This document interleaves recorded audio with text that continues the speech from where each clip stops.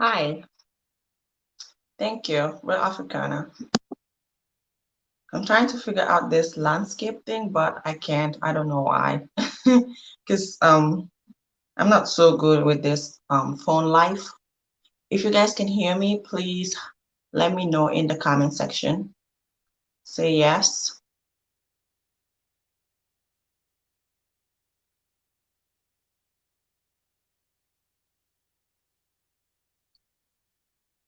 Thank you guys for joining.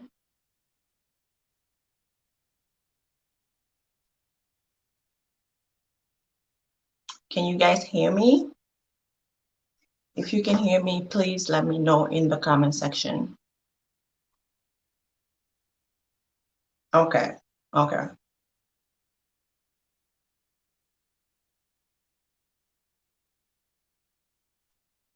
Thank you. Jainaba, welcome to my life and thank you for joining in.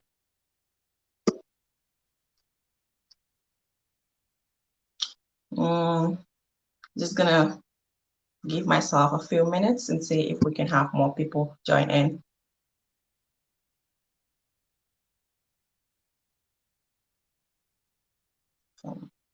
Hi, farming is the future. Thank you.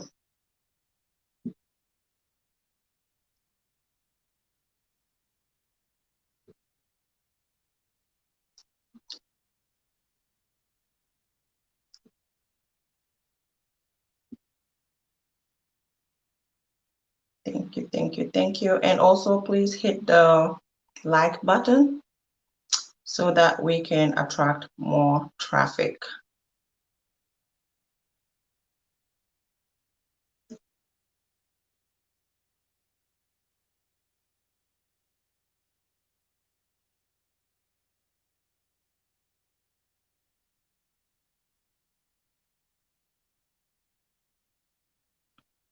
Okay.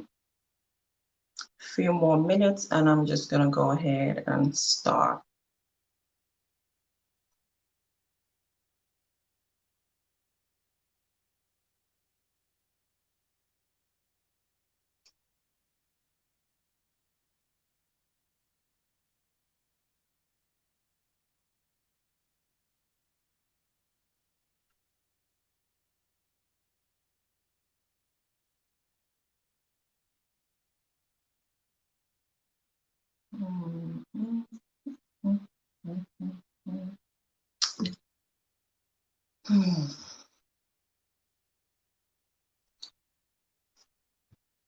Okay.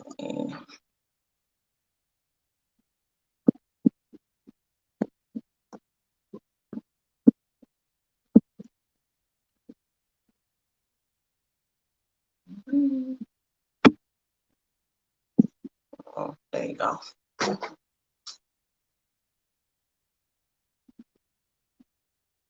I'm gonna go ahead and start, but then I'll let people come in later. I'm gonna let you guys call in if anybody wants to join and chip in. Then of course you are highly, highly welcome.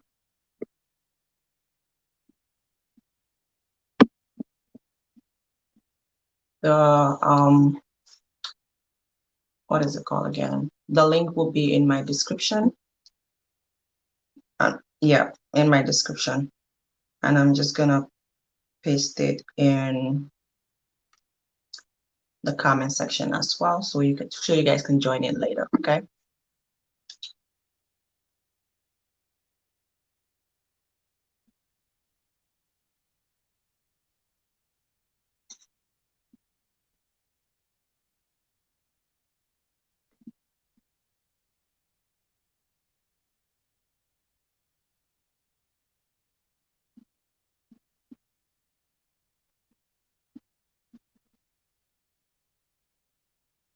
Anyways, I'm just gonna go ahead and start.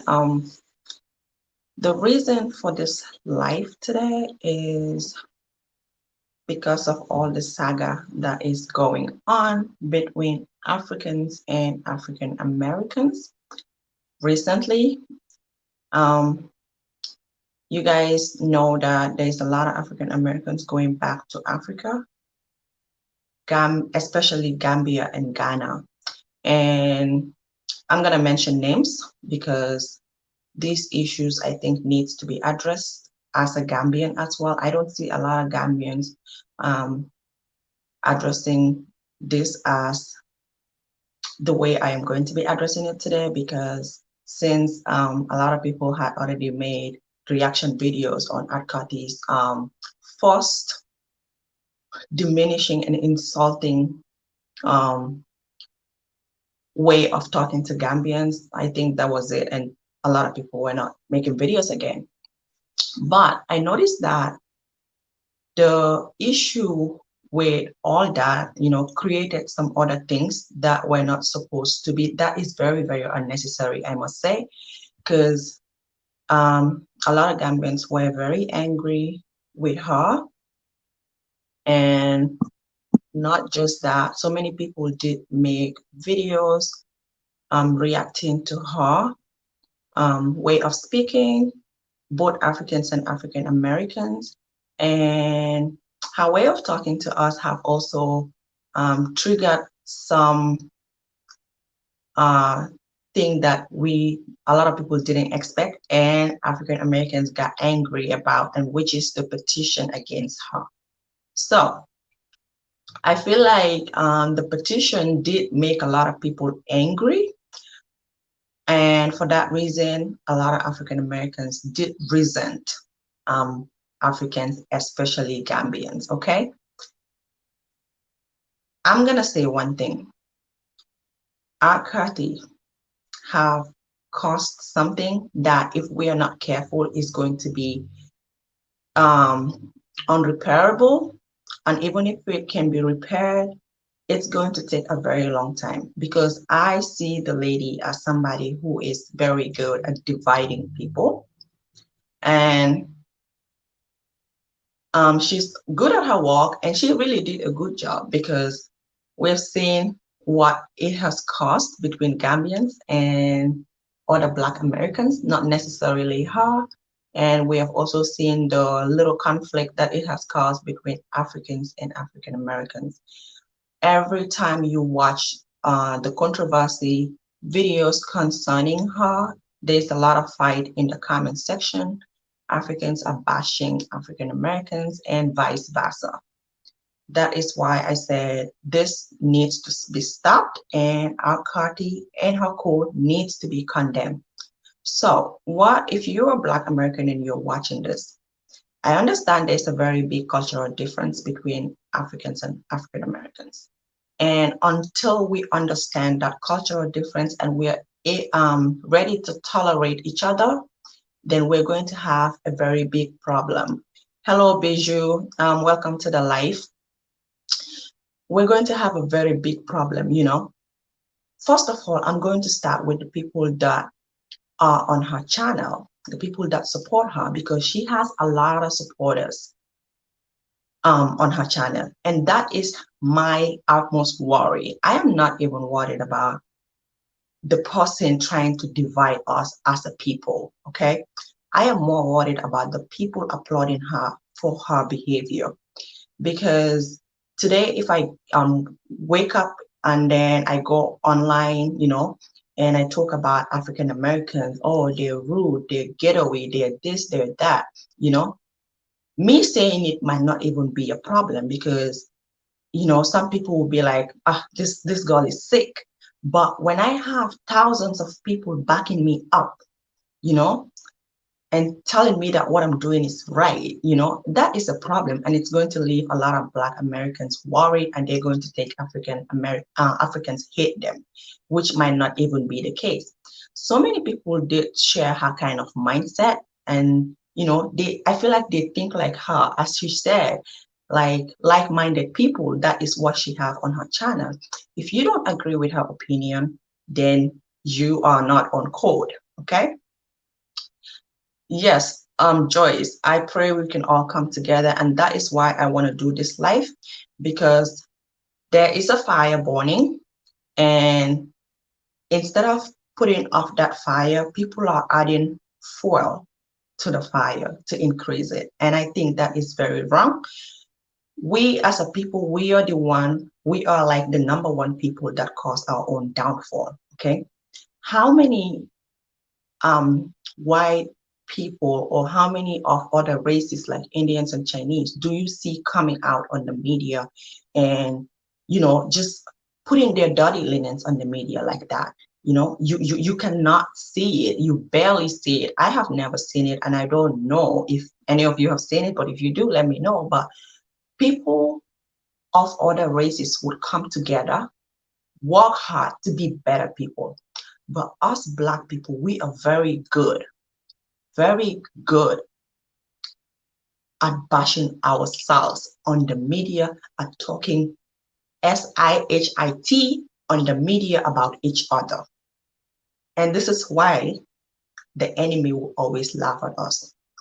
We cannot be each other's enemies, and we are not enemies. Gambians are not enemies to African Americans, and African Americans are not enemies to Gambians either. We have a very big problem that we need to tackle, which is the way we think about each other, the superior, how do I say this, the superiority complex we have about each other, because I hear a lot of Africans saying, oh, Black Americans hate Africans, and vice versa. African Americans also say Black Africans hate them. And this is not the case. There is no one group of person that can hate an entire community. It's not possible. So when you say having a live stream would only bring out the arguments. No, that is if people want to argue. We're here to learn from each other and hear each other's opinion. This is not an argument platform today. Thank you. Okay, so when you say, because the reason is that the issue have been on the media already, and there is not a lot of people who are wanting to collaborate, who are wanting to solve these issues in private. So sometimes we have to do it in public, and let's just share our opinions respectfully, okay? So when you sit and you encourage people like Cardi that are causing division among us, then you are also part of the problem, okay? For example, when this whole thing happened, the first time the Cardi videos came out, there is another girl that made an insulting and roasting video. As far as I'm concerned, that video needs to be condemned. But when you go on the comment section, there's a lot of African Americans, applauding that video. And that is wrong. You guys are gonna watch somebody bring down another African American, and I'm not in support of anybody. I am just on the neutral side here on this life. I don't wanna support anyone. I just wanna say what we are doing wrong and how we can upgrade ourselves to better people, okay? So a lot of you have been applauding that BS, laughing and telling her that she did right for calling somebody else the B word, using the F word. And if you don't know, the girl's name is Taisha. So if Taisha was condemned in the first place, I don't think we would have a lot of problems about African Americans, because Taisha's video even made things worse, okay? Akati is one person, but the people behind her are a group of people that are very concerning to Gambians as I'm talking right now. And I'm talking as a Gambian. So listen to me as a Gambian and put yourself in the shoes of Gambian people, okay? So in my video, I said I don't have a problem with Ankati, but I have a problem with the people behind her. And that is the case. When she posted that video, there is a lot of B words on the video, like an F word in the video.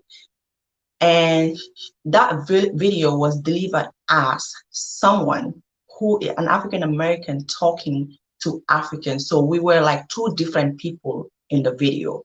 And we're not supposed to be like that. We are one people. That's what I'm gonna say. We are one. Africans and African Americans are one people. We are not supposed to promote any kind of backlash against each other. Okay? Nobody condemned the video. But then I did see another video of the enemy, and if you know what the enemy is, the Muzungus, as you guys say it, harassed that same Taisha, and she did not have the nerves to come out and talk about it. How do you feel about that? You are very happy and ready to go attack your fellow Black person because they have issues with another Black person. But you don't have the nerves and the guts to turn back at someone who harassed you, you know, and tell them the truth. You don't have the nerves to come out on the media, but you were quick to do it with an African person or an African American. That is how we are as Black people.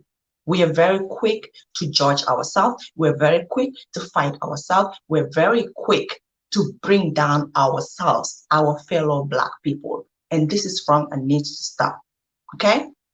So she did that. Still, Al-Kathi is making more and more videos about Africans, about Gambians to be specific. And I don't think this is going to make anything better. Instead, it's going to make things difficult for the genuine African Americans that we have. Very difficult. So that is why I call her a divider. She has her own issues that she needs to solve, okay? I'm going to say it straight. This girl is mentally drained and she needs to work on herself first, okay? But the fact that she has so much power on other people is what is making this whole thing sad, okay? I'm going to give another example, like the Bak family. Gambians love the Bak family, you know? We all watch the Bak family. But the Bak family recently resented a Gambian who, in the first place, was in the middle of this whole saga with Al-Kathi because of a petition. Now tell me, if Art did not start all this, or if people have condemned Art in the beginning, would we have been in these kind of issues, in these kind of problems? I think that's a no for me. But because she lit a fire and the fire is still burning and Africans are resenting African Americans, vice versa with African Americans as well, resenting Africans. And this has caused people even looking at African Americans and talking about the way their videos, because Bak family explained this, that they think the guy that attacked them is like knows them. And I agree with it. I think the guy must have known them. But I think the guy know them through Al-Kathi. Are you guys going to agree with that? It is time for us to condemn people that are trying to cause division among ourselves and stop applauding them unnecessarily. You're applauding hate. You are applauding violence. You know, you are applauding the wrong thing. And we don't need such people in our life. We need the good people, the genuine people that are going to come to Africa to build Africa with us. A lot of people are going to be like, we are there to help them. They don't even realize that we are there to help them. No, you are not there to help Africans. If you're coming to Africa, come with the mindset of wanting to work together with them, not, oh, I'm going to help them. Africans don't need your help if that's the mindset you're going to come with. People in America, for example, okay, me, I live in America and I know how difficult it is to live a very good life here, you know, financial wise. So a lot of these people going to Africa, a lot of you Black Americans going to Africa are going to have a better life. Let's just be realistic here, because compare the value of the money, you can never live the kind of life you want to live in America. One of the people that, some of the people that can live a very good life in America are the very smart, financial wise people. But most of us cannot live the kind of life that we want in America, and going to Africa makes a big difference in your life, okay? It makes a big difference in your life because you can live in a mansion, you can live like a king and a queen, Forget about the back roads that you're seeing. All that is because of our greedy leaders. That has nothing to do with Africans as citizens in my country. We wish we have better, but we're fighting for it. But I don't know, it's just hard, and that is why we all need each other, because in as much as Africans need African Americans need Africans as well. And we are all going to agree with that. Somebody, let me read this message. Who gives, all she does is bring attention to the things that need to be handled. Either we handle them or we continue. Melanated one, nobody is saying that she's not bringing attention. Well, what about bringing attention with your mouth filtered? We don't need somebody whose mouth is not filtered to bring attention, because you're not going to make no sense. Okay? So, like I said, I'm not here to fight, and we're not here to fight and argue. We're here to make sense and stop applauding people that are dividing us. So if you're here for to be in support of art, then you might as well just get out. Okay? I'm sorry. So, like I was saying, we should stop applauding people like her. She has caused enough damage, and if we don't stop it right now, we're going to be having a very big problem, because by the time we realize what we're doing, Africans and African Americans are going to be in a very big conflict. That is not what I want, especially not Gambians. Small Gambia, Gambia is a country that nobody even knew about like 22, 23 years ago. Literally, nobody knows about Gambia. It is recently that we managed to kick out our former dictator that people start knowing about Gambia. When you used to say Gambia, people used to be like, oh, Zambia. But it's not Zambia, it's Gambia. Little Gambia was that little Gambia that nobody cares about and nobody knows about. But thankfully, we're grateful to God that we have been out of that dictatorship for a while. And Aka, this kind of people, is the last people that we need in our midst right now. She can come, but when she changed her mindset and is ready to work with people and forget that B1 code in the plantation, that's just the truth. I'm just going to be frank. I know there's a lot of genuine people out there that wants to come. But why are you going to spoil, the relationship of the genuine people with the African people? That is unacceptable. And if you are going to accept that, then you are not part of the Black people that are willing to work together. You are not for the success of Black people as a community. No. Why are we separating ourselves from each other? Why are Africans separating themselves from African Americans and vice versa? No doubt that we're going to have people like that. It's obvious, but we can stop it if we want. If we stop promoting hate ourselves, then we can do it. Especially for the people in the comment section. Normally, I would say one thing. People in a YouTuber's comment section can tell a lot about that particular YouTuber. Me, if I make YouTube videos today, and even if I don't want to come out straight, I am hateful, but I don't want to come out straight. When I have people in my comment section, applauding me and I'm liking what they're saying or I'm replying to it, it says a lot about me as a person. It says a lot about me, about how I feel towards African Americans. I just don't appreciate the fact that Africans are being separated from African Americans this much. African Americans have gone through a lot, not even compared to Africans. Okay, so that is why when some of you go to Africa, you think Africans are still mentally colonized, because the slavery type that you guys went through, we can't compare it. We cannot compare it. And you guys, yes, you are more experienced when it comes to mental slavery, physical slavery, and all that. Us Africans, we are not exposed to all that. So that is why when you're coming to Africa, you need to learn where you're going to.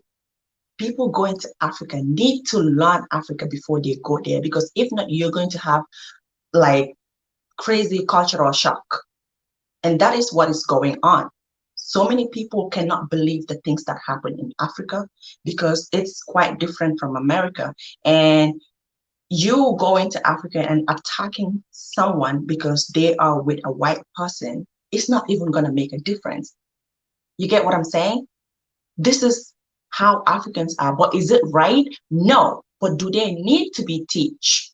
You know, do they need experienced people like you that is watching to teach them about the African and African American culture and what happened? Because I'm going to tell you one thing. There's a lot of people in Africa that don't know a lot about slavery. Sometimes you have to grow up and teach yourself certain things. A lot of us don't go to school and know a lot about slavery. If we get taught about it, it's just a little bit. But then when you grow up and you're willing to learn, and you are on the media, or you go to America, places like America, then you are able to learn a lot of stuff. I don't know a lot of things about slavery until I came to America. That's when I know. I never knew about systematic racism until I came to America, because where I'm from, we all love each other. We are all dark skinned, so I don't have to look at. In fact, it is the lighter skinned person who is a stranger, and we have to look at them like this. Okay? So we have different cultures. And one thing about Africans is that respect is paramount in our culture. Okay? If you're going to come to Africa, you have to respect us. You have to respect your culture, because this is also not just the African culture, because you are part of Africa, so it's part of your culture. If the ancestors were not taken, they would have been in Africa by now. You would have been in Africa by now, I mean. So African culture is part of your culture. And whatever that we have in our culture right now has been inherited from the ancestors. So when you're coming, come with respect and the willingness to learn.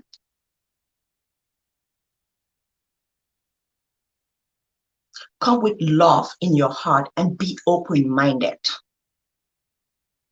I'm not saying that we don't have our flaws in Africa. We have a lot of it. But if you're going to come with so much disrespect, then you are not going to survive in that continent. I'm telling you. Relationship is everything to us. Put money here and you put relationship here, we are going to choose our relations. We like to tolerate each other. Your African brother and sister can do like very painful things to you, but an entire community will come and be telling you to think about the relationship between you two. So love, respect, and tolerance is key in the African culture. And if you cannot deal with that, then you don't need to be in the continent.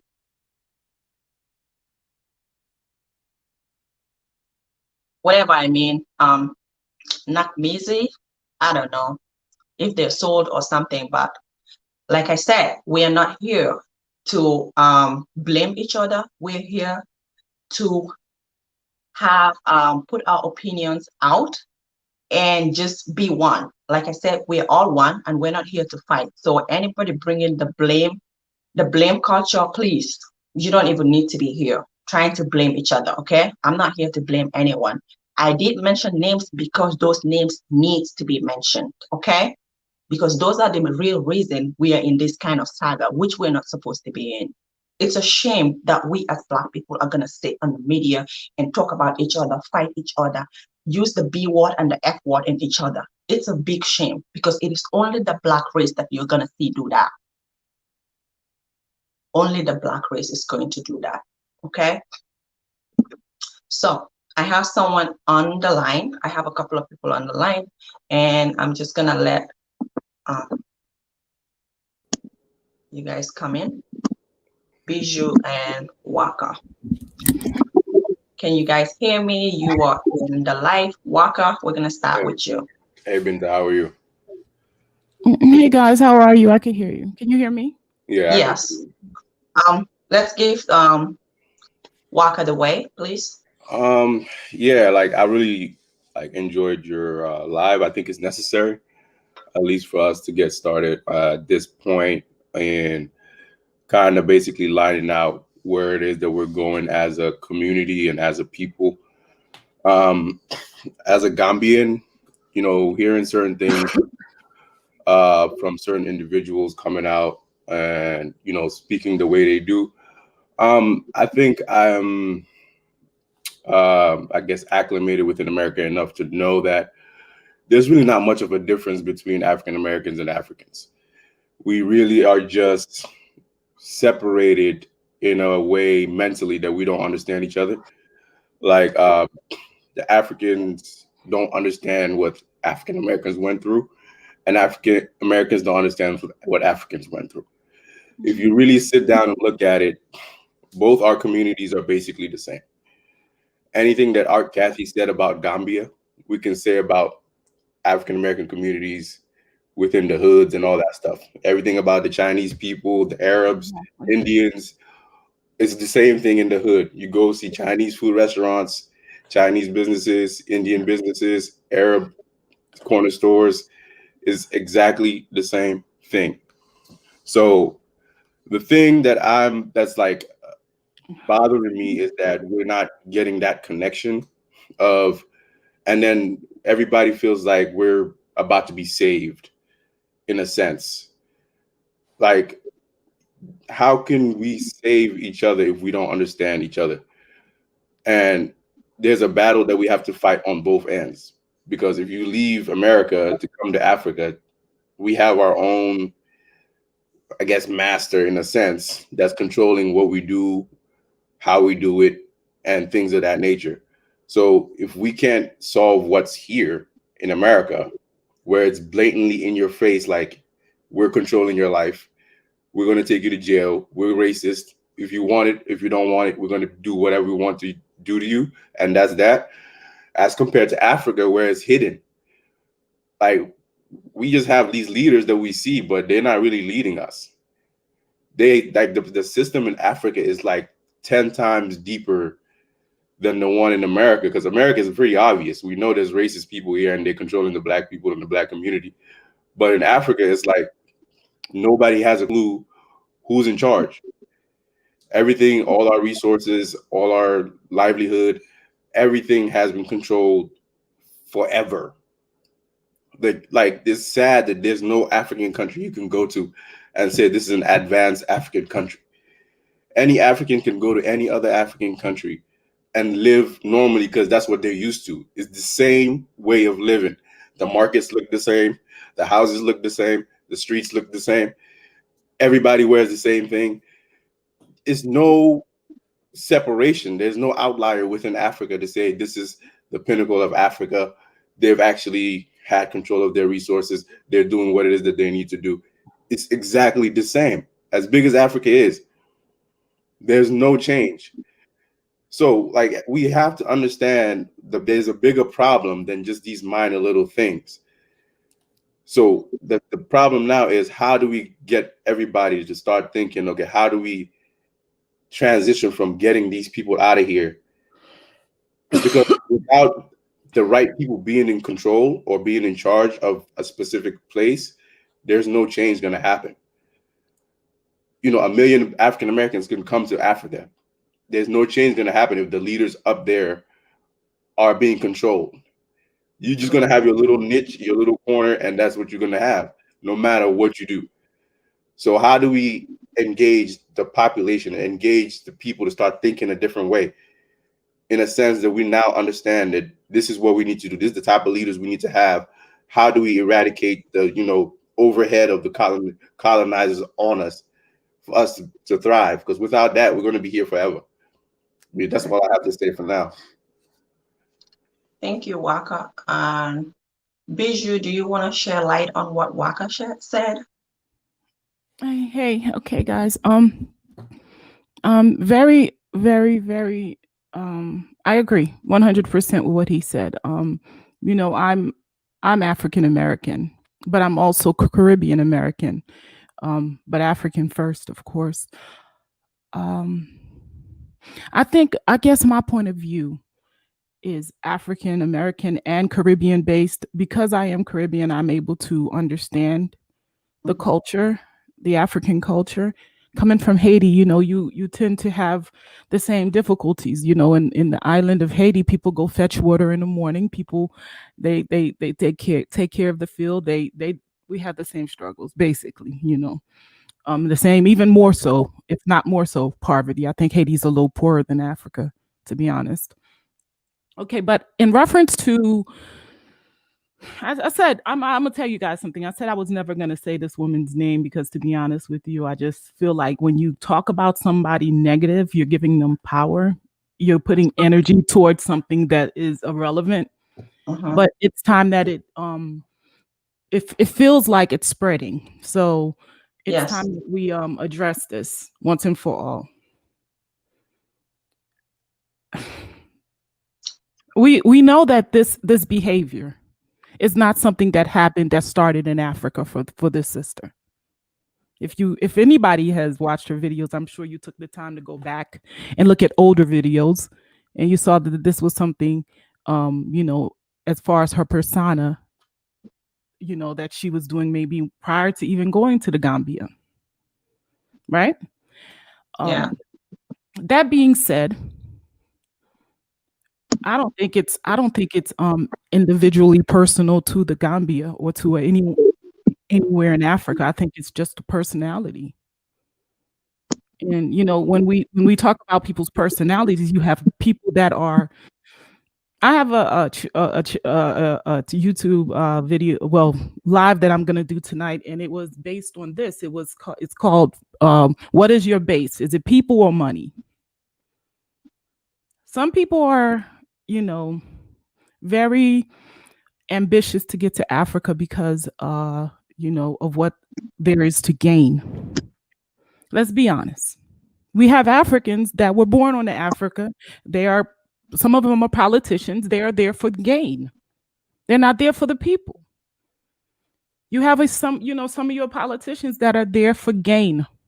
You have some Africans, some diasporans that's going to be returning back home for gain, not for the people. Some of us are coming home, like I know I am coming home to be with my people. I want to be somewhere where I could be around my people and learn my people. But with the coming home, you're going to get some of what you already have. Some people that are going to be going there to take advantage. I don't even think it's a thing against between Africa or Africa Americans or anything like that. Some people are going to be going to Africa just like there are some people coming to America for gain. They're not coming to America to get to know their brothers and sisters. There are very few Africans that come here to the United States or through to UK and say, "Oh, I want to connect with my brothers and sisters." Some of them just come for personal gain. And I just want my brothers and sisters on the continent to know this, that you cannot take you cannot you cannot take it in and just wipe it across the board. I can't speak for other people, but I know I want to go home because I am African and I want to know my people more than anything. Um, we understand that the way people talk, some people don't get it, but sometimes you could say you love something, but it's just like being with a man that abuses you. He's telling you every day he loves you, but if he gets up every day and he tells you you're ugly, or you can't do this, or you can't do that, and in this man's mind, he truly think he loves you. And that's the problem. You understand? Like, I don't even understand. Like, when I watch the videos where these people actually think they care. They actually believe in their heart that they love you. So, and that's my reflection on that. I truly think, oh, we're gonna fix this, we're gonna fix that, but some of us are too broken to see that we need to first fix ourselves. True. And that's not the whole package. You have in Gambia right now a few diasporans. You have you have a few, and you guys have already granted citizenship to others in the past. You were probably one of the first with Sierra Leone that did that. So you've had people come in the past, good and bad people. We're going to get through this because what's happening is this it's a sifting, guys. I mean, to get to the good stuff, you got to go through the bad stuff. And it's a layering, not just for you on the continent, having these people come in with all these differences, but it's a difference for us as well. And it has nothing to do with holding any I'm not. I don't think it's more so. People are more aware now that what happened, what was happening on the continent while we were going through slavery. You guys were going through your own form of slavery. Your Are we father, still your going aunts, through your it? sisters, your brothers, your cousins were taken from you, and then these people came and they set up their flags and divided your lands and changed your names and basically you were enslaved as well. And that's the thing. We all need to understand there was no difference between the pain that you went through and the pain that we went through. Anybody that understands that, okay, if I'm a mother, somebody comes in and they take my child and they leave me here with two children. Just because I have the two children don't mean I'm okay. That's what Africa has gone through, and that's why Africa is not okay. We are all Africa's children, and we need to.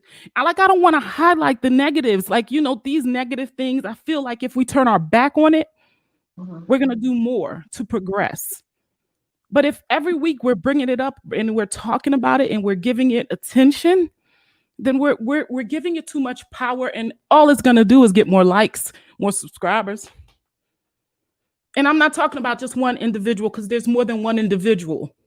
There's some that has not even set up YouTube channels yet. You think it's going to get worse before it gets better? That's just like if you give birth. If any of you have ever given birth, or if you've watched a woman give birth, when you're about to do something great, you go through the worst pain. Let's not let this stop us. We've been through so much. The Mzungu has split us apart so much that we don't even trust ourselves. And this is what it is right now. I don't even think it's a matter of this person not caring. I think it's a matter of this person not knowing how to communicate. Period. I don't want to give it any more power than that.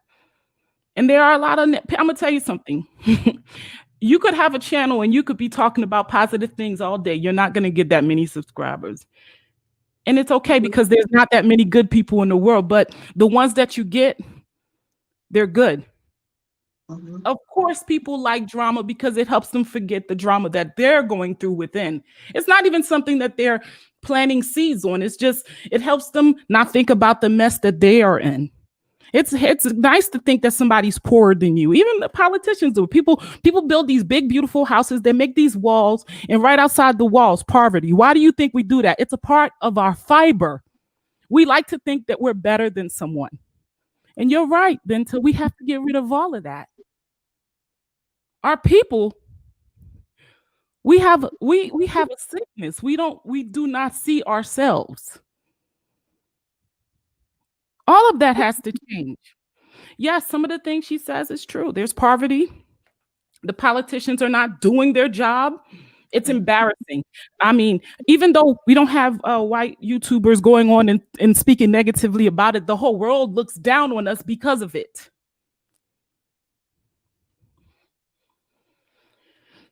It just breaks my heart that, like you said, that we don't have more compassion for each other as far as how we're reflecting these facts, because these are facts. But Africa has only been for only 65 years, 70 years, just finding its bearings.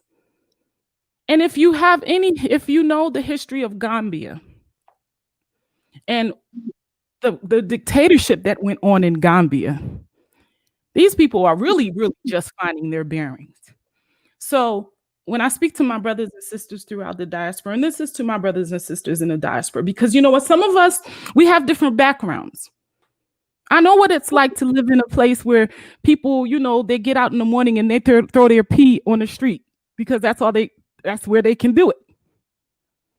Or they have to go in the backyard and waste.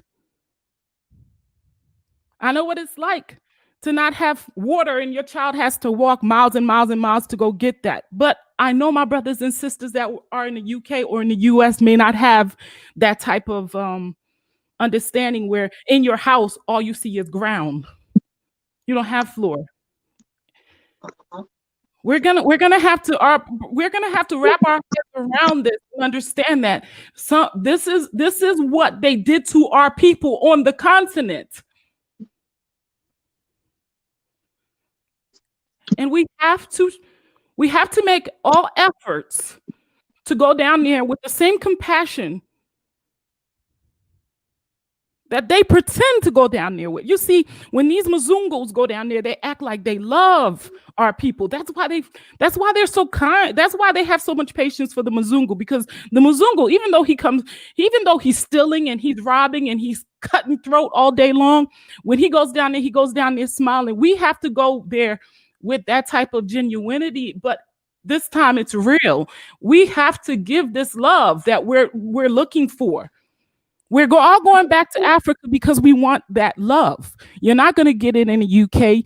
You could beg, you could march, you could riot. You're never going to get it in the US, but you actually have an opportunity to get that love in Africa because that's home. And I don't sponsor any of the negativity. A lot of people were upset because they seen that we didn't talk about it much. Some of us in the diaspora, and we did.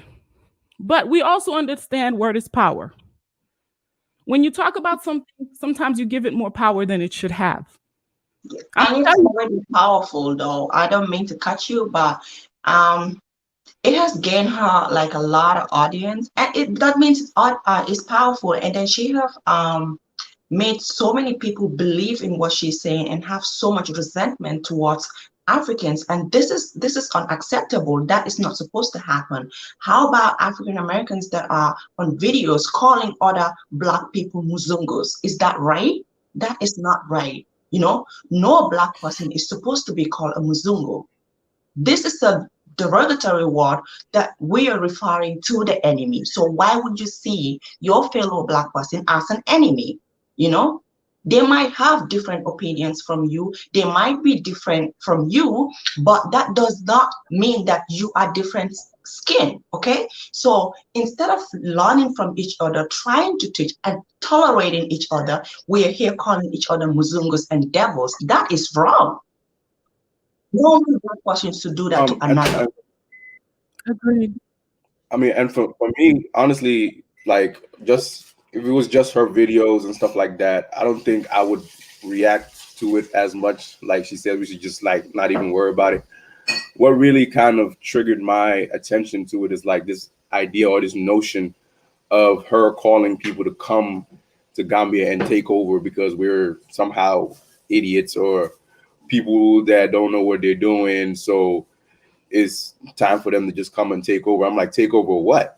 You know, that's what kind of triggered me to be like, okay, we need to bring attention to this, because if a lot of people get sold on this idea, believing that they're going to come into somebody else's country and then they feel like they are smarter than those people, like that, which is not even true. Like, I know many people that can run circles around her when it comes to intellect that are Gambian. So it's not like we're just a bunch of like no-brainer people who's just there. Are you kidding me? Do you really think half of the people that listen to her actually? I mean, I'm gonna tell you something. I'm gonna say this because you know what? Everything you're saying is true. I know it's been pushed to a certain level now where it needs to be stopped. I wouldn't even be on this if I didn't think it's because I feel like as a diasporan, I have to stand by my brothers and sisters on the continent on this. Right. The only thing I could say is that you have 98% of diasporans coming home without that intention. You have a couple of people that just like to be be where the drama is, watching. Promise you, we're not going to let it get that far. I promise you, those of us that are coming home with them will not let it get that far. We stand by our brothers and sisters on the continent. And we will fight alongside with you if we would have to. But I promise you, it would never get that far. All I Right. can tell you is this.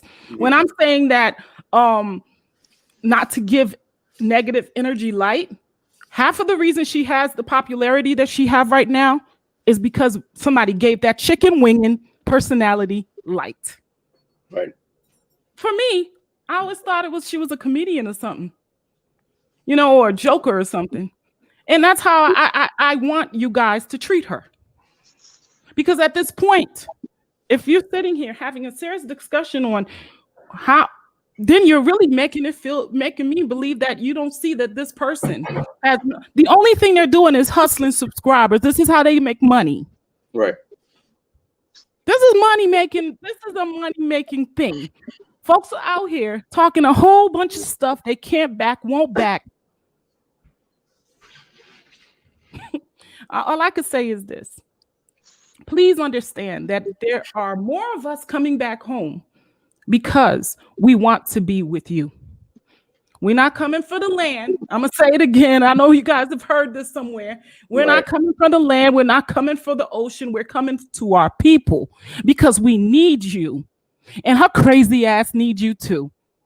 Because why would she be there otherwise? Right. And that's the part. But I'm gonna leave it at that. I'm gonna just stop talking for now because No, I definitely understand what you're saying. I just felt like you never know, you never underestimate those type of words or who it can trigger, and people and the way things are going. It seems like word is power. I agree. Word is power. And you know what? And you're right. And I don't know, to be honest with you, I figure if you put light on something, you give it more power. But then you're like, if you ignore something, I get what you're saying. If you ignore something, then that something could grow to become something very ugly. Right. And ugly it is. True. I also want to say something. For example, the Americans that are in the Gambia, and maybe some people like big YouTubers that are here, like compared to you, I seen you in a lot of videos, standing by Africans, and it does not mean that what Arkati is saying is not true. Like I said, there's truth in most of the things that she said, but her delivery, because you can say your truth without having to talk about people's way of eating and the way they look and how they live. Okay, you can say your truth. She made a recent video which I think is perfect. I don't even have a problem with that because I think our problem lies within our leaders. I don't have a problem with that because I'm like, this is a good video. If I, as a Gambian, had done this video, people are gonna politicize my content. But because somebody else is saying it who is not a Gambian, I'm like, I'm proud of her because maybe this can sink into the head of our people and our leaders to make better changes. So it is about her delivery. She literally does not have any respect for us as Gambians and the way we live. And that is a problem. The delivery, you're right. I agree with you 100%. The delivery is unacceptable. It's distasteful. Yes. It's distasteful. It's unacceptable. It's unfortunate that it's being televised, in a way, because it makes us, not just Gambians, but us as a people, the Black race, look ridiculous. I mean, I understand you finding fault with infrastructure, with the poverty, with the way people are, even the diet or whatever. You could find faults within all these things, and we need to learn how to communicate with each other in a way where we're uplifting each other and we're actually reaching out to each other in a way where we're respecting each other, because it's not even about culture. Respect is respect. You don't talk that way to people anywhere. And you don't tell me I need to get my hair done and then say something really cruel about something else. You could tell me as a sister, hey, I really like that other hairstyle on you. So it just seems like this person That's just the way they've been doing. That's what I'm saying. It's nothing personal to the Gambia. This is how they've talked. This is a person that actually shouldn't have a voice. And right now, what I'm telling you, she has a voice because people are giving her ammunition. That is why And I that needs think to stop. That needs to stop because there are things that we all need to be focused on for the continent other than a human being negative. Or not using, because to be honest with you, I feel like the sister is very, very informative. She has the ability to say some things and do some research, and really, when she's not being in that place where she's being negative and saying distasteful things, she's actually 100% on point. So I just hope she's watching this so she can understand that, we, your sisters and brothers, be it through the diaspora and on the continent, need you to come with your better self. I saw a video that she posted, and she was driving through Gambia, and she was showing the infrastructure, and she was talking about the changes that are needed and how we can do this. And this is the kind of conversation that we need from her, because she is a strong voice. Exactly. And this is the thing. I'm like, hey, Art, if you're watching this is what we need from you. And we need you to understand when you say B1, you got to understand that B1 has to articulate all of us, the diaspora and the brothers and sisters on the continent. And you have to understand that you may not culturally be, comfortable with some of the things that have been going on, but some of this is all we know. This is all they know. So just like I gave that example on another channel, if I go to my grandmother's house, and my grandmother's house is, and this woman used to have the cleanest house. She used to make the best food, and she was always clean. And then now she's older and she's not able to do these things, and her house isn't as kept, and her food isn't that good anymore. Do I go in there and start screaming how nasty she is? No. I go in there and I talk to her about some of the changes we could make. I don't say, hey, that couch look ugly. It smells, it's dirty. I say, hey, I really remember how much fun we used to have on this couch. Do you want me to get it cleaned or refurbished, or do you want to get a new one? There's a way you talk to people, and again, our Kathy, if you're seeing this, enough is enough, man. You have the power in you to really do what it is you're saying you want to do, make changes. But that whole, putting people down, we can't do that to each other. That's what the Muzungu did to us. Mm-hmm. They made us feel, like Malcolm X said, who taught you to hate yourself? They taught us to hate ourselves. You can't now go to the Gambia and teach them to hate themselves. You cannot go to a place and treat these people the way we were being treated. You're going to need to fast from that energy. You're going to need to understand and refocus that the power in you, because she has the ability to bring things forward. I'm not asking her to stop. I'm just asking you to bring positive things forward. Period. And understand that you're hurting your people. Period. Yes. One thing is that we need a lot of diaspora YouTubers, like Bijou here, that can bring forward their voices, because I noticed that there's a lot of people that are in support of art that are YouTubers, and they are very big YouTubers. I mean, people don't come out and say, hey, I'm defending her and stuff like that. But if you watch these videos, because a lot of these diaspora YouTubers share the same audience, they have the same audience, and you can see people commenting, people that like I have like different mindset about. I think these are better people that can bring Gambia success and help build Gambia, that are in support of art. Let me just say this, Binta. Like you said How earlier, about somebody else get a chance to say something? You can say like something, but you have filibustering the to whole speak show, up. You don't have sister. to be rude. That's the I'm problem. not being rude, but you've been talking the whole time, sis. I mean, I would like to contribute, please. Sure. One moment. Thank We you, will sis. give I you a appreciate that. chance. We will give you a We'll chance. all stop to let you go. Go ahead. Okay, go ahead.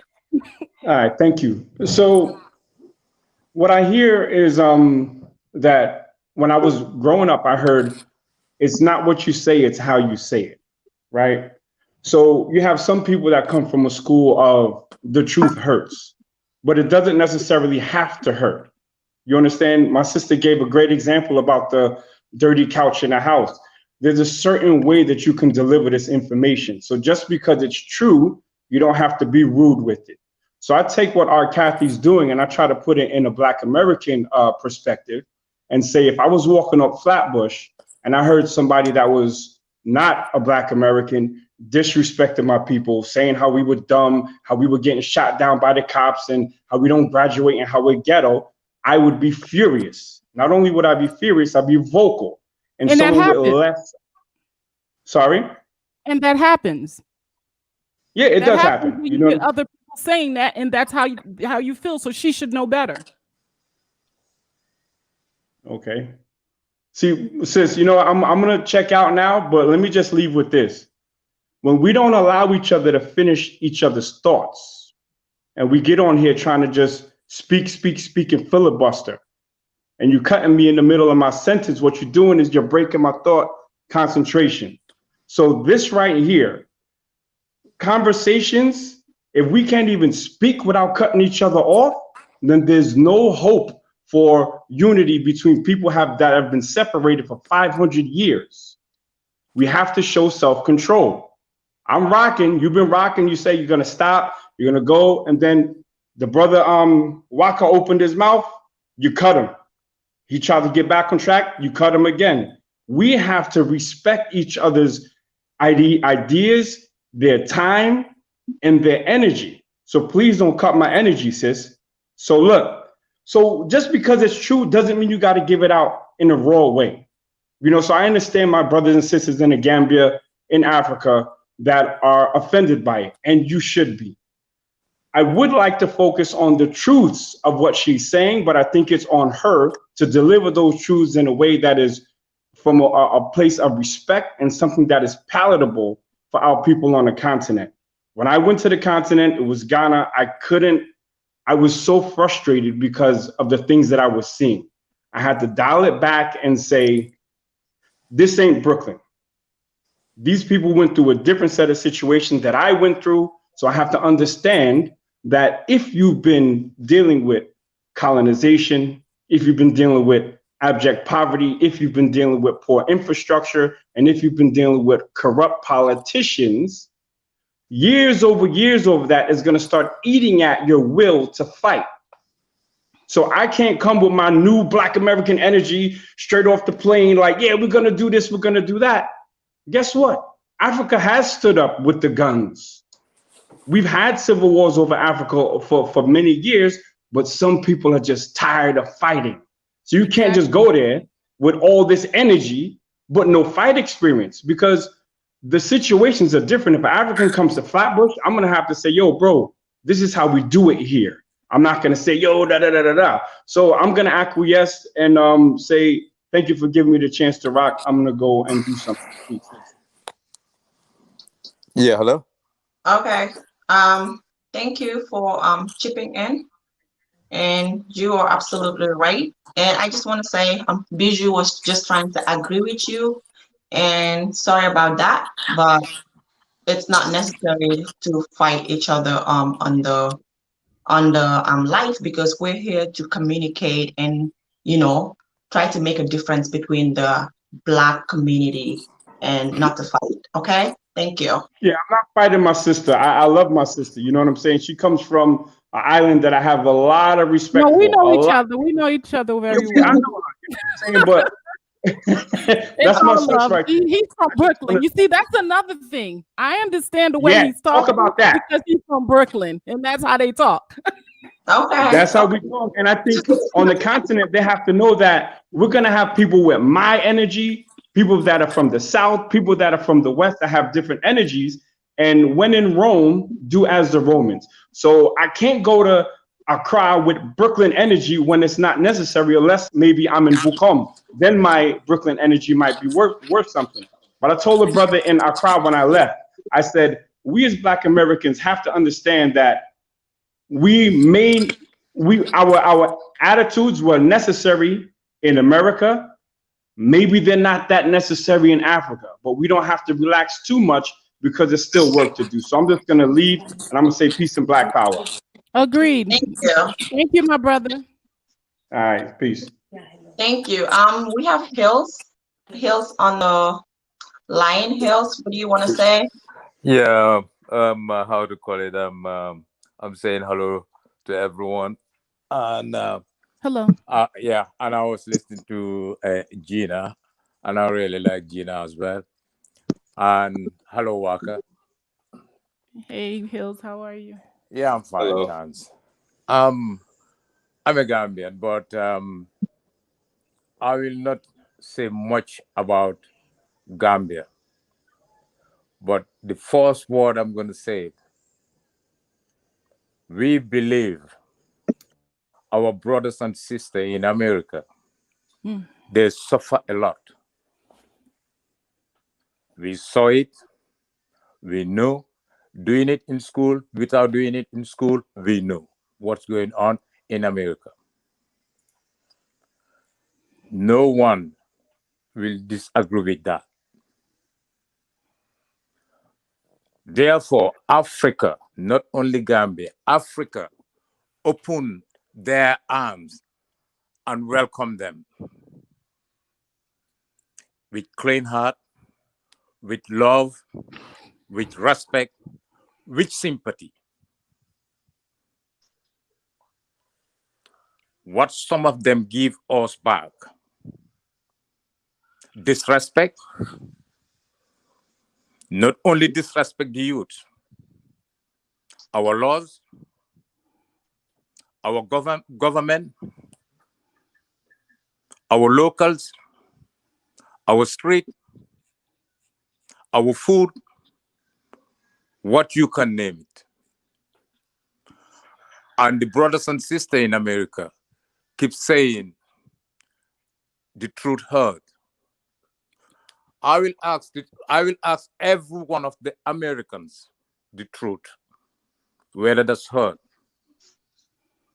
Let's talk about the ghetto in America. Who live there? Only the black people. What do you see there?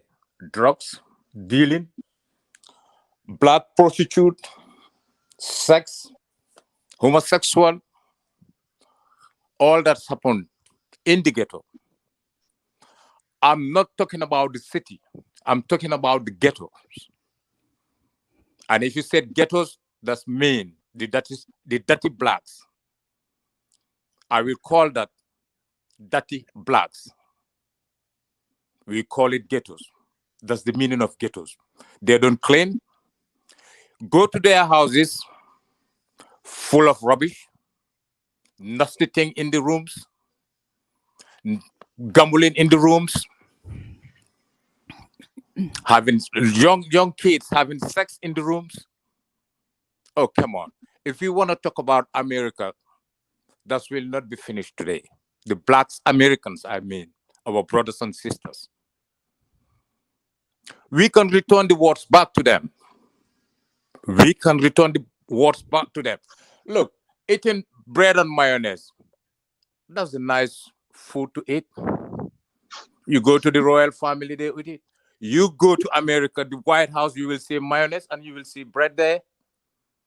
But you go to Africa, you will not go behind the supermarkets, buy the bins, open the bins, and pick food there and take it to your house. Our brothers and sisters in America live by that way. No dispute for that. You people are at the street. The blacks people, the majority of the blacks people, they are living at the street. No rooms, no nothing, sleeping by the footpath, thousands of them. We, the Africans, we are crying for that. We want all of them to come back in Africa, not only in Gambia, but in Africa, for them to have peace and love. But they don't see it. What they can see is to put us down. They can't. What we know in America, they don't know it in Africa. And I don't finish with this. They have a problem.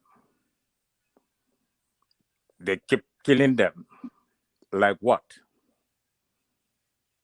Tell me, any country you have black, they demonstrate. Any country in the world who have blacks, they demonstrate.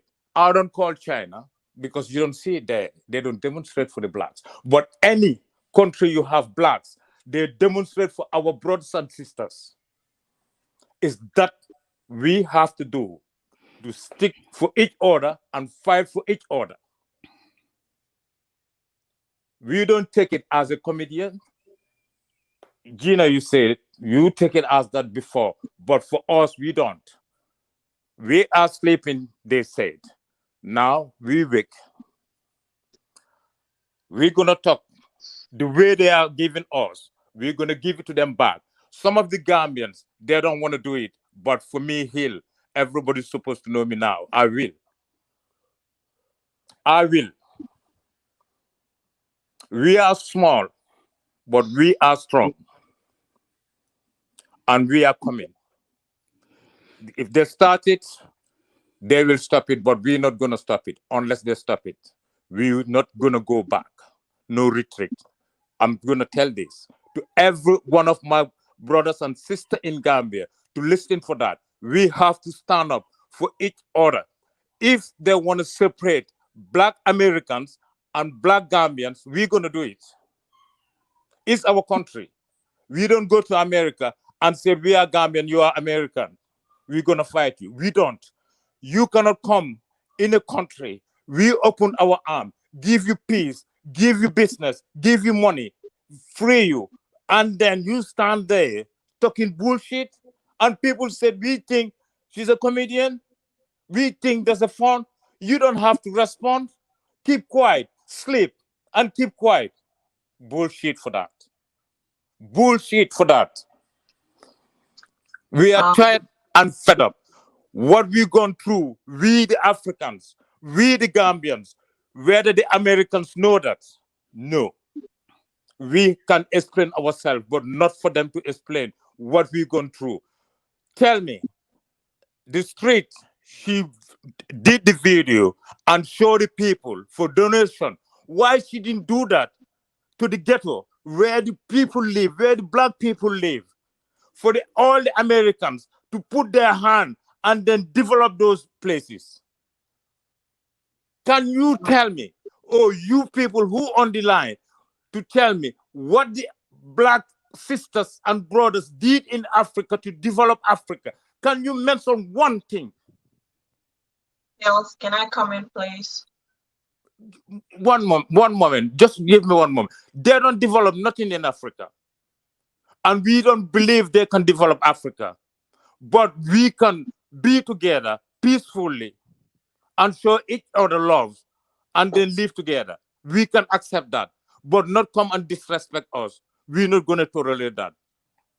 All right. Thank you, Binta. That's my word. Thank you, Hills. Just to touch base on that, this is the reason why I said we should not allow a divider, separate us as a black people.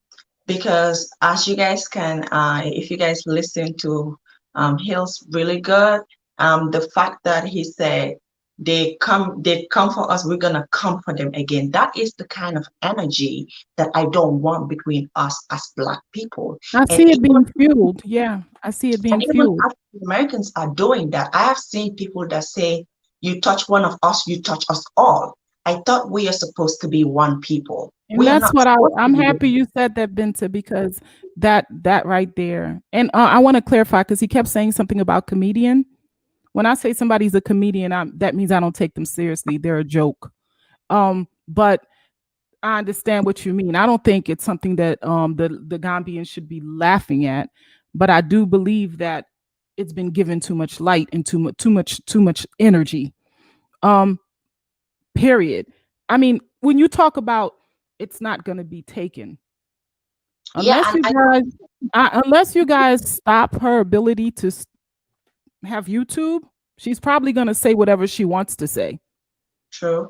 Let's talk about the reality here. She's saying a lot of rubbish, a lot of mean, and it's unfortunate. I disagree with them completely, but unless you take her ability to stop YouTubing, which you cannot, she could leave the Gambia and still talk crap about the Gambia. You know, what you cannot, the only thing I could say is this: let's focus on the people that are not talking rubbish. Because at this point, the only power she have is the power that we're giving her. We have, okay, it's just like you have a family. You might have one person in that family that is not good for the family. They think about themselves, they disrespect, they bring the family down. We all have that person. Are you going to sit there and give that person all the energy? That's all I'm saying, because I understand your frustration, Hills. And no, I don't think she's funny. I thought she was a joke. That's what I meant when I said comedian. There's two different things. But you know, you made some statements right here today too that was divisive. Divisiveness does not fix divisiveness. And let me tell you this. When I look at poor people in the Gambia, I see them as people. And I know in some of those people's houses, you can eat the cleanest food. The same thing goes for the ghettos in the United States or the ghettos in UK. Some of these people are poor, but no, they're not doing all those things that you said. They don't have 50,000, this, and they're not dirty, and they're poor. Poverty does not make you a bad person. We're in those conditions because of the Mzungu. Those of us that are in those conditions, they're not wise enough to get out of them. And we that are in better positions can't look down. The ghettos in Africa or the ghettos in America and ghettos throughout the world. Our people are in those ghettos. It's not a put down. We can't fix this thing that's happening with our Carthy and whoever else with the same kind of energy. It's either we come together and figure out how to remove it or ignore it. And my thing is this: what are you going to settle on? Because you have two choices. Can you stop her from doing YouTube videos? Probably not. But can you stop her from getting all that, attention she's getting? Because once we stop talking about her, y'all, I'm going to say this. Once we stop talking about her, then she's just going to be sitting there talking to an audience that's laughing. And then those people are going to become smaller and smaller, because what's fueling it is your response. Because you responded, then she responds. You responded, and she responds. And that being said, I don't know. I'm here. I'm learning just like you. If you guys feel like there's a better way to handle it, I mean, if you want to start doing things to get yourself caught up and your family caught up and your situation in a bad place, I mean, we could come on here all day and make all kind of threats. But we're YouTubers, and you guys are some of you just watch YouTube videos. The only thing I could say is if you are a diasporan and you disagree with the statements that this woman is saying, regardless if she's positive, if she's being honest, if she is demeaning and disrespecting our brothers and sisters on the continent, unsubscribe.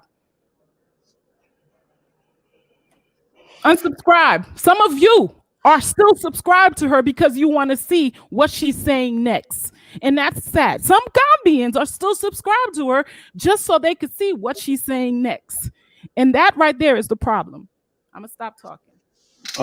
I feel like I can agree with your possible solution of ignoring her and all this alike, but I can also see where Hills is coming from, because the truth of the matter is that we just can't simply ignore it. Like, this is our country. At the end of the day, it's like somebody coming to my house as a guest. Okay, maybe they're a jokester or somebody like that. I'm not gonna let you come to my house and disrespect me, and I'm just not gonna say anything and ignore you. You got your feet on my table. you doing whatever you want. You got your shoes over here and all this other stuff, and you expect me not to say anything. I see where Hills is coming from, because if we as Gambians don't show that we're ready to react, if something was to, happen the way she's saying it's going to happen, then everybody's just going to believe that, okay, Gambians are not reacting, so obviously this is something we could do. So whether it's just dialogue and saying it like, hey, you can believe this person, but if you believe it, we are capable of reacting whichever way that fits that we need to react. I feel like that's just the gist of it. But ignoring her, I don't even watch her videos anymore. I've never subscribed. I don't watch. It's just stuff that I hear that people saying, oh, she just uploaded another video. I'm not paying her bills. I'm not going to be the one to watch however many cents or dollars YouTube give you for a view. It's not going to come from me, because that's not the energy I'm trying to even look at or anything like that. But at the same time, like we've been saying over and over again, the power of words is like, you can't underestimate it. So it's good that some people are still paying attention and watching, because that's how you end up not getting sucker punched, because you just felt like you had to ignore somebody, not knowing that something is brewing underneath that catches you off guard. But, at the same time, we have to let it be known that we're not all suckers. Like, we will defend ourselves if you feel like you're superior to us, or you have some type of mental education that you feel like, oh, we can take over, we can do this, do that, do this. There's a lot of smart Africans like in the world that can definitely turn Africa around, but that infrastructure is not there. Like, we keep coming back to just African Americans and Africans understanding each other. We have to understand the system of Africa. They gave us a system that we cannot penetrate at all. Even if we came together, there's something that has to be done. I feel like that's what we really need to look at. There's something that has to be done to separate us from the colonizers completely before we can even work together. Like, agreed, my brother. Agreed. We can go back and forth all day, but even if we have a little success, like everybody come to Gambia or Senegal or any other African country, you have a kumbaya. If the government doesn't sign off of the project that you're trying to do, or where you're trying to do it, how big is it going to be, where can you distribute, import, export, you're not getting anywhere. Right. Not at all.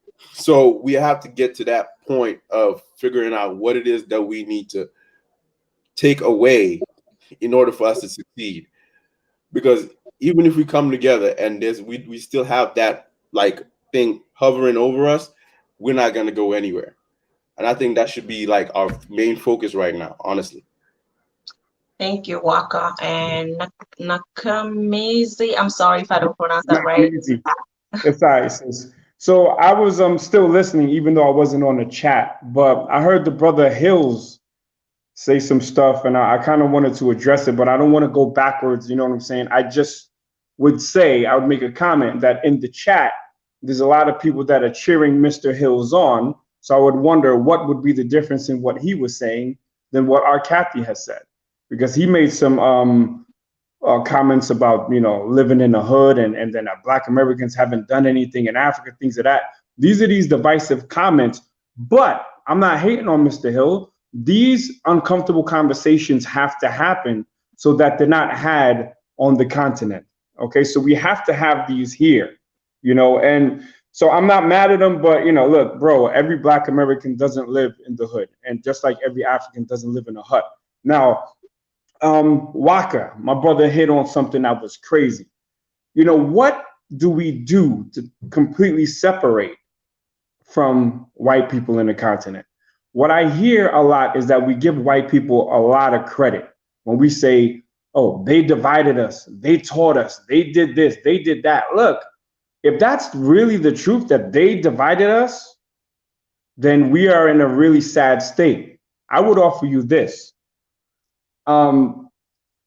White people didn't divide and conquer. What they did is they conquered an already existing tribal and national divide.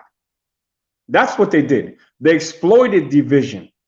So we can continue here with this division amongst Africans on the continent and then Black people in the diaspora. then what we're doing is doing the rest of their work for them. You know, what we need to do, and this is how Africa how Europe took over Africa, by the way. It's a kind of a controversial statement, but I think that white supremacy in the African sense is a direct result of a lack of African innovation. Now, what kind of innovation? Military innovation, infrastructural innovation, agricultural, and also medicinal. When you don't have your own cures for certain diseases that are happening, then you're reliant on the white people to come. When you have all the resources that the world wants, but you don't have the military might to protect them, people are always going to eat off of your plate. So what it has to happen is that these leaders, it goes all the way back to the leaders. The leaders have to be held accountable or they have to be removed.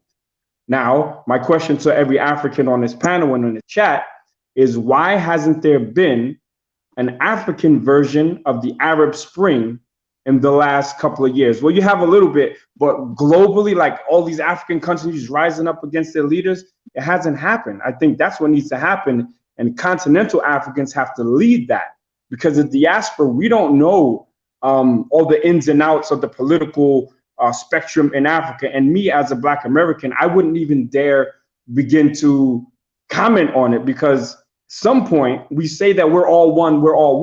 But look, a Black American has no idea what's going on in the Gambia like a Gambian.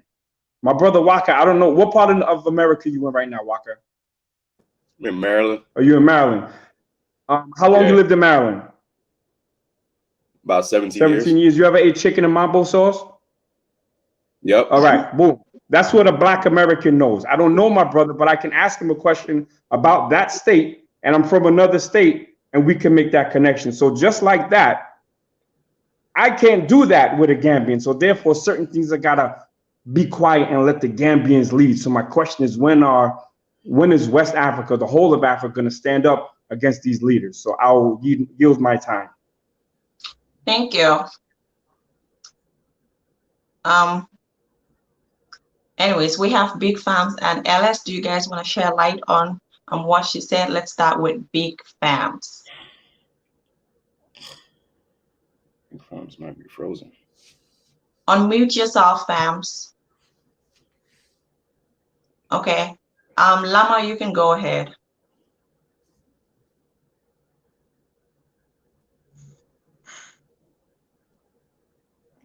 No, we can't hear you, Lama. Lama, we can't hear you. I think he got a problem with the mic. It's breaking. Okay, Big Farms, go ahead, please. Good morning, everyone, or afternoon, I don't know, whatever part you are in right now. Okay, Samis Treso, Binta, thanks for this wonderful topic, or required topic, actually. And hi, Bizu. How you doing? And Wako and Nagmizi, the brother B1. Hey, So, good, man. I think this kind of topic, that we're talking about, required attention, and us, giving it attention is required, because we have to settle the scores. We have to take care, we have to clear the ground if we really want to, want to work together as family, as lost cousins and brothers and sisters. We can't just try to, brush something under the carpet and claim to take the high road when people are trying to mess it up for us. Because I began to suspect that, okay, somebody like her and anybody else that's speaking negativity all over the channels, they might be Condell Pro. I don't know if they're agents. I don't know whatever their mission is. And this movement is bigger than them. It's bigger than all of us talking here. This is just the beginning, and it's gonna get more power eventually. People are gonna migrate. People are gonna move back. So we cannot let one little thing or somebody trying to disregard or disrespect or try to belittle people's action plan, I would call it. we cannot tolerate that. We have to call it out. Talk to the people, like call anybody out that's speaking this kind of stuff. Nobody's denying you to speak your mind. Nobody's telling you don't say something if you get pissed off or if you're angry. Speak up. But you can't, use certain words, try to, dehumanize the people just to get views and YouTube income. How dare you? How low do you have to go to do this kind of stuff? And the other thing is, she's not the problem, okay? And anybody talking like her is not the problem. It's the people behind her, the people that are asking for more, the people that are making a mockery out of it. We all black people, all right? Africa is we all black people. We're not, we ain't Chinese or Arabs. We can all be gangsters. We can all be gentlemen. We can all be righteous. We can do anything, man. I think respect is reciprocal. If you give it, you're gonna get it back. And the last thing we want is to have our cousins back home and having that kind of turbulence, in the community. We don't want like a us versus them. It's not gonna take us anywhere, right? I live in America here, and then, there is stuff that I see that is happening to my cousins, my brothers. I don't feel good about it. I get pissed off sometimes, and that is developing certain kind of fire or anger towards the Muzungus. When I look at them when I'm driving on the road, I get pissed off because when they look at me, they see a black man. Because I always tell my dudes and friends that once you're behind is black, you black. They don't care whatever you call yourself or wherever you come from. If the enemy is looking at you, in that kind of eyes, how dare you gotta go to somewhere else and try to treat your people like you're better than them? This is common sense. You don't have to have a degree to have the common sense or to think critically. Nobody's denying you to say nothing. Say something, but just avoid the curse word. Avoid using certain words or certain vulgar that's gonna fire back. Hills is angry. I can relate to Hills. He's pissed off because this is not the beginning. It has been going on and off. I mean, on and on and on, and people, the channel is growing. And some people don't comment, some watch, and then now they're developing certain instincts that, okay, I think we can come over and take over stuff because nobody's doing nothing to her. The guy misunderstanding now. Nobody's attacking her. We think they're scared. No, we ain't scared. We ain't scared of nothing. It's just that people have been, people have certain issues, certain crazy issues that they're going through right now. And they don't want this kind of stuff in the country. I always keep on reading this, that we suffered 22 years, 2 decades of dictatorship. And what we went through, nobody knows. Maybe few diasporans don't understand that what Gambia went through. We lost neighbors, uncles, cousins, our fathers, our moms disappeared. Until today, we can't even trace some of them. So some kids grow without knowing who their father is. And they still having that kind of anger in them. You can't just come out from Norway trying to talk down on the people and what do you expect is going to happen to you, man? We don't want anything bad to happen to nobody. All right. When I look at my brothers and sisters, wherever they come from, Asian, either Haiti, Jamaica, America, man, I look at you like, hey, we brothers. That's how I see first. That's what I see first. There's nothing else until otherwise.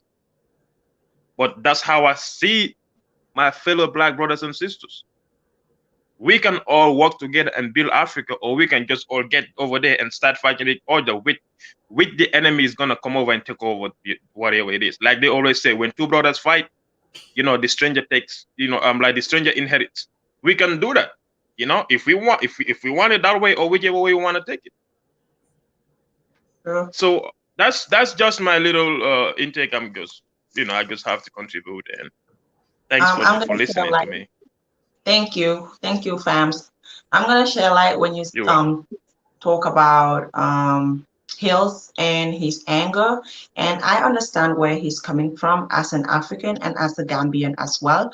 But like I said, this is the kind of energy we are trying to prevent, because one person and her insanity is bringing out the monster in everybody else. And this is what is going to affect us as a Black person, as the Black community. So this one person is so powerful that he's bringing the monster out of us. And it's not only Hills that has this kind of ideology. Even African Americans do have that kind of ideology, whereby you see people saying, when you touch one of us, you touch all of us. You know, that is the divider that is causing that kind of mindset into our people, and that needs to stop. I'm not in any way trying to say what Hills is saying is not right. Hills is showing his anger, and because he's angry, he's also talking about how she touched Gambians and we're coming for her. And that is the kind of mindset I want us all to get out of, you know, try to unite as a Black people. And somebody also asked if this life is about art, Kathy. Somehow, yes, but it's about us Black people becoming one and condemning the people that are causing the divide between us. It's not only about Akati, but ourselves and how we can unite as Black people. So, yeah. Benta, I want to thank you for what you just said about what Hill said, because although I understand his frustration and he has the reason, he has all rights to be angry. I appreciate the fact that you highlighted the fact that his comments were just as hurtful as, maybe not as many because she has quite a few videos, but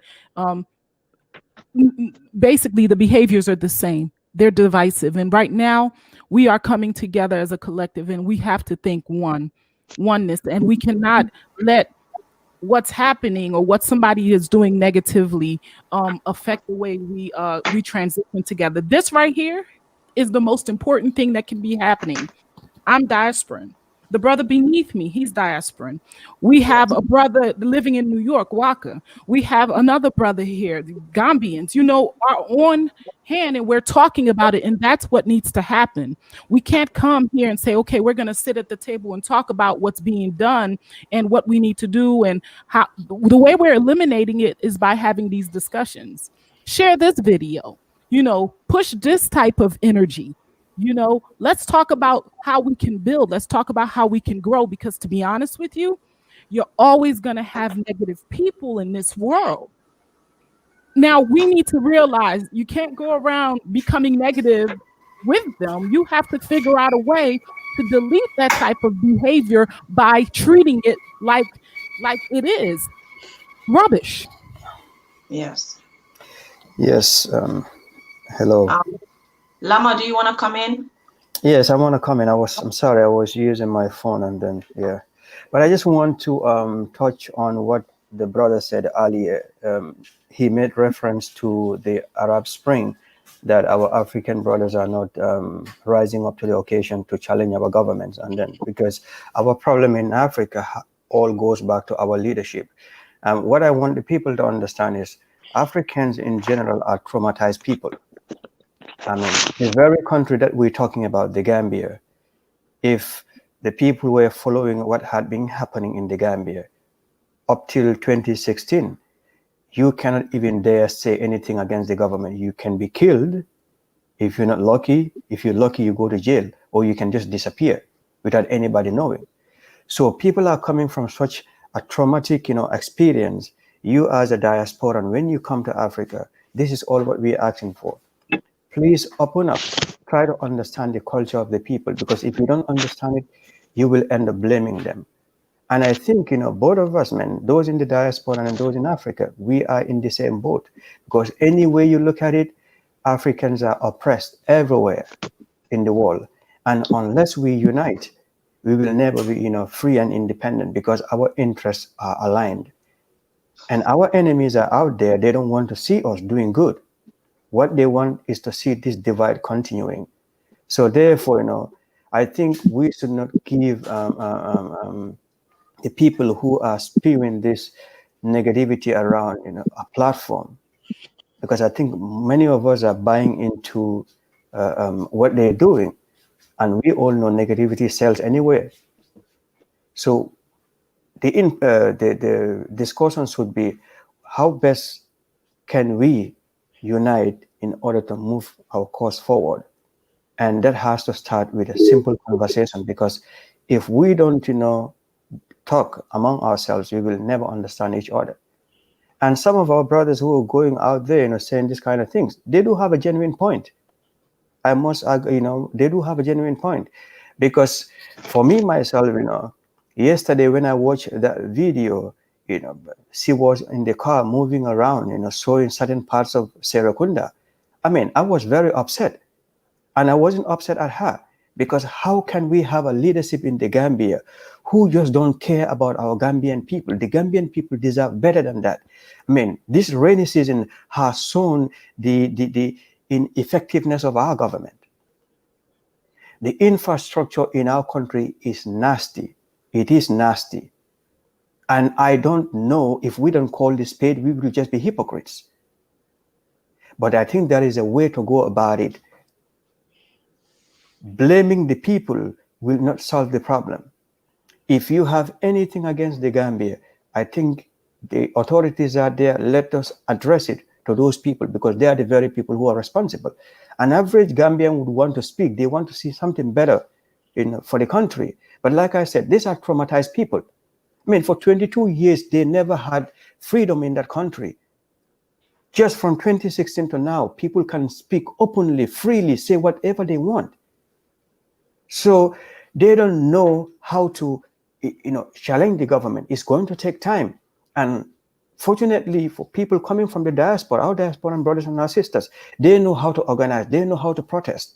So join hands with the few diasporans who are from Africa, Gambians or any other person who is living here, who understands what it means. Let's come together and then inform and educate our people on the ground to tell them, look, democracy, development is not going to be given to you on a silver platter. You have to ask for it. And if it means you protest for us to be on the streets for days, weeks, and months, we can do it, and we should do it. This is my contribution. Okay, go ahead. Thank you, Lama. Go ahead, Nak. I'm sorry. You're muted. You're muted. We can't hear you. Thank you. Okay, yeah. Sorry. So thank you, brother. I appreciate your response. And look, that's why I preface my statement with, I need to leave the politics of Gambia to the Gambians. Even as a Black American, I don't know the ins and outs of it. So it was a question. But I want to build on your question or your statement, and talk about the rose-colored glasses that a lot of diasporans are looking at Africa through. They're talking about they're leaving American police brutality and American racism, and a lot of them are going to get a rude awakening when they realize that police in Africa can be just as or even more heavy-handed than American police. And these are Black people doing that to other Black people. So when we speak about the Gambia, we speak about other West African countries, and we say, well, they can't rise up because of the government, right? When we rise up in America against the police, yeah, we get shot, we get killed, we get all that, but we still have the right to rise up. So if just basic what we call democratic freedoms in America are being stomped out in Africa, is this a place that Black Americans really want to be going to without understanding the real situation on the ground? Now, I'm speaking with Binta, Waka, and Lamarana. I know Binta and Waka are in America. Lamarana, where you at, brother? I'm in New York.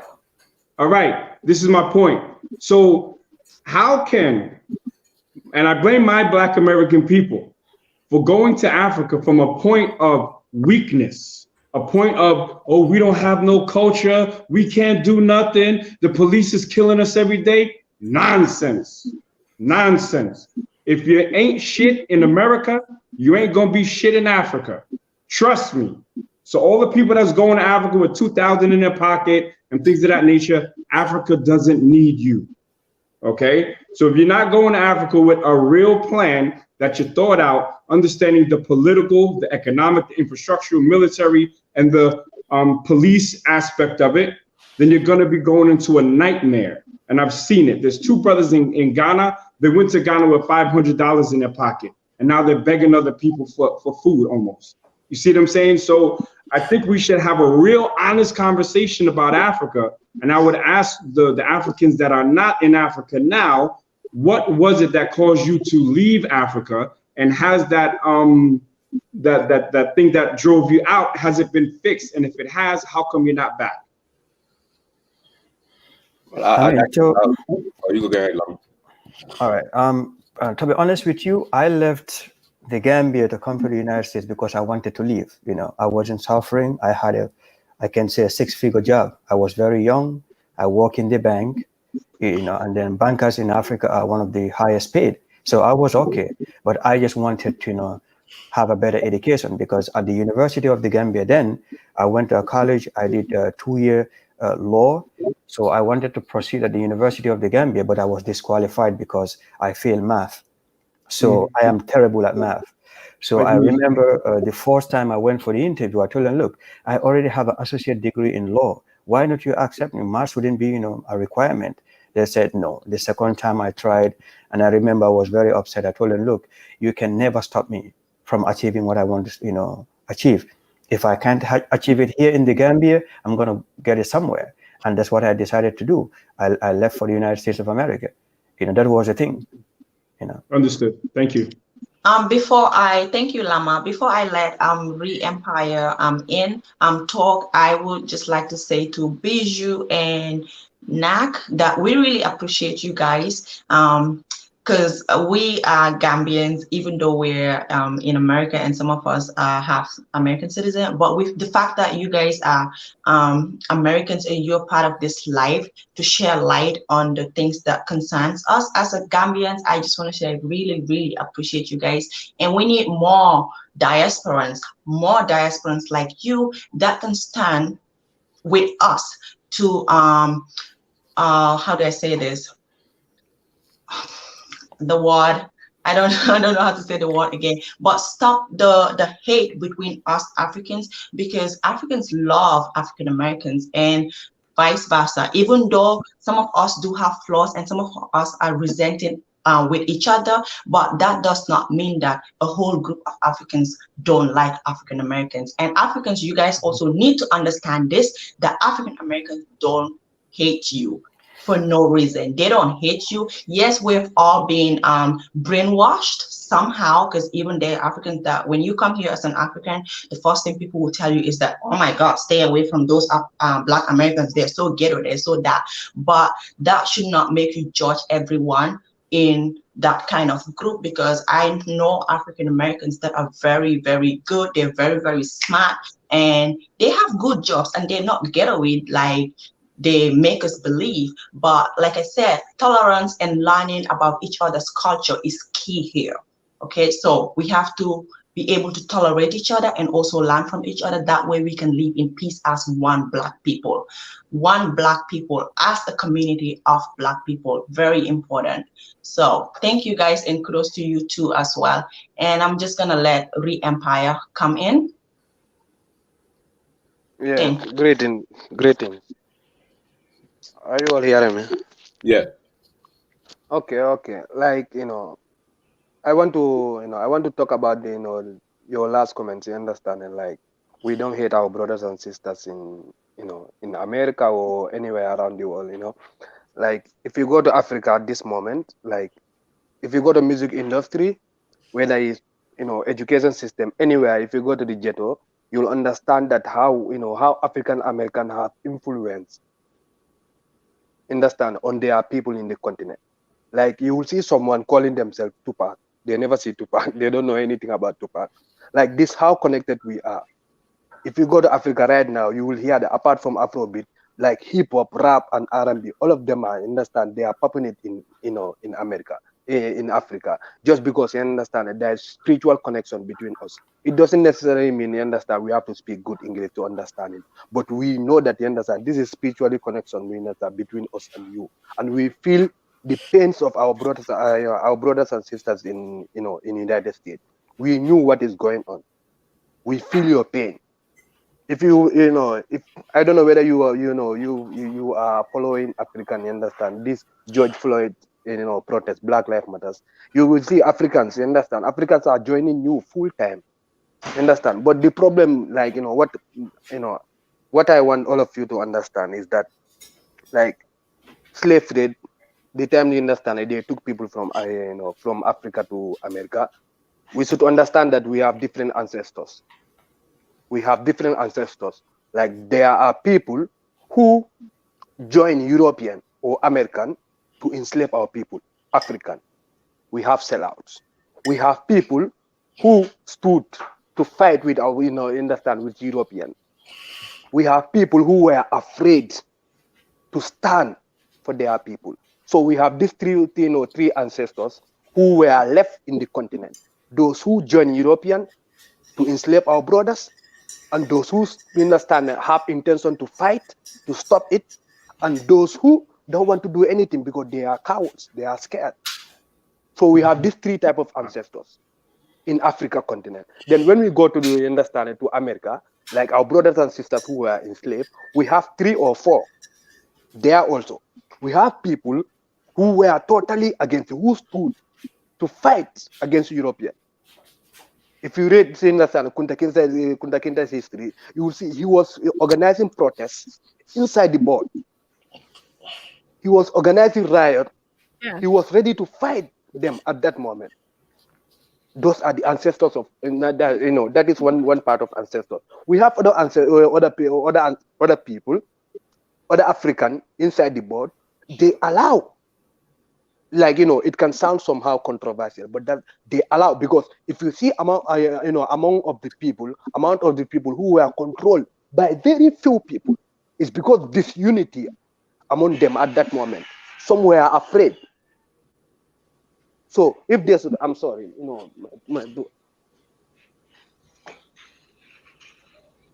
I'm He sorry said for that. really, really powerful words, and I think Yeah, we Yeah. can take with this. To be honest, yeah. I want to complete that. You understand? We have the first one, like Kunta Kinte and others. They were ready to stop it at that moment. They were ready to fight European. They can turn back to Africa at that moment. But there are people who were cowards. They were scared. They refused to join him because of the understanding, the division among among them at that moment. So there were people who were joining, who thinks that you understand it's okay for them to be taken by European. So we have these 3 ancestors, understand, in our brothers and sisters in America, and brothers and sisters, us in the continent. We all have 3 different type of ancestors. So if my ancestor, like, understand, allowed to see his brothers, taken away, and my other ancestors, you understand, they stand to fight, others were afraid, it's me, I have to belong to one of these ancestors. Those are the people who will stand by our African brothers and sisters when they come home. These are the people who never want you to go, my brother. These are the people who never want you. They fought till the last time. They fought. Powerful. Thank you, my sister. Like, I have to vomit something here. Understand? We fought. I see myself. Those are my ancestors. Those who will never want to see you in Africa. Those are the people who sold you. Those are the people who allow you to go. They never want you to be there. So they will never support you. So the weakest ones are there. They are not important anyway. Then let's go back, let's go to America. When you go to America with these 3 ancestors, those who were like Kunta Kinte's grandchildren, those are you people who see Africa as home still now, because you were taken from Africa. Understand it? Like, understand, that was in your wish to leave Africa. So you are coming back. So you will see others who will still see Africa as, understanding, like, understand, we are not brothers, who still want to keep the gap. They are the people who were sick. They are the people who were cowards. Their ancestors were the one cowards. If you see you talking to me like this, it's like they took you from me. I fought to the level that I cannot do anything. You also fought, but you understand, you also cannot do anything at the end of the day. So that sister who is understanding, who is advocating for understanding like this division between us. We all know our ancestors. I don't need to say that. They are the weakest. They are the weakest. They are the sellouts. They never want to understand it. Like they never want to see us together. If they allow Kunta Kinte, her ancestors were the people who allow Kunta Kinte, who allow European and American to enslave us. Boom. Because they are cowards. They are cowards, my people. You know. So understand, like I don't want to go far. Understand? Let me just stop here. I understand. Maybe after I can come back again. Thank you. Respect. Thank I you, love you Rick all. and Fire. Thank you so You much. have a YouTube channel? You got a YouTube channel? Yes. I got a YouTube channel, but I'm not, I'm, I once told Gina, Queen His Gina YouTube that, channel is dedicated to music, good music. But guys, man, I'm not ready. I'm not ready for YouTube at this moment. You understand? Maybe next month because I'm kind of busy. I'm a cook, so this. What you just like said, I'm sorry if anybody else wants to talk, but I have to tell him this.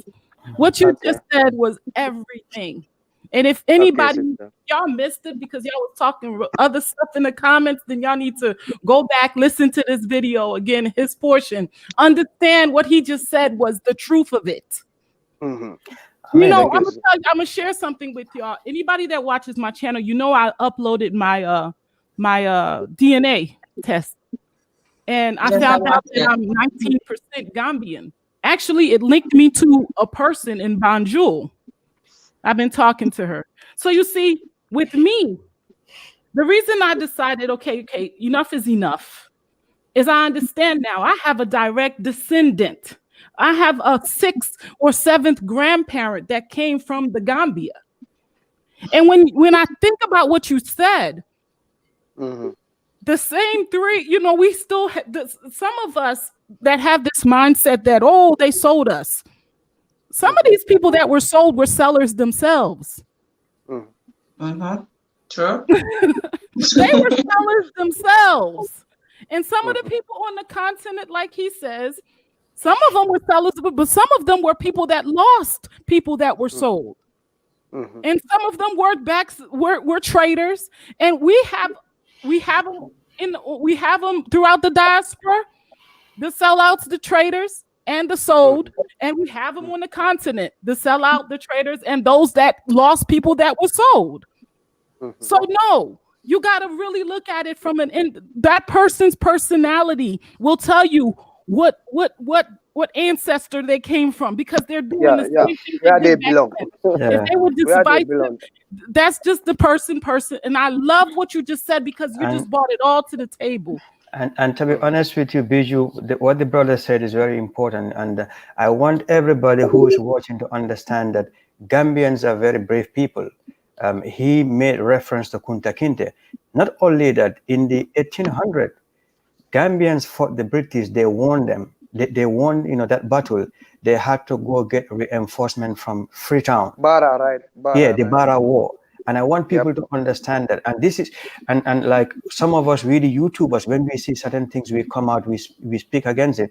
It's not that we have, hate against our brothers and our sisters in the diaspora, but like the brother mentioned, I mean, there are a particular group of people, and this is from both ends, those in the Gambia or in Africa or in the West here, who don't want to see us united.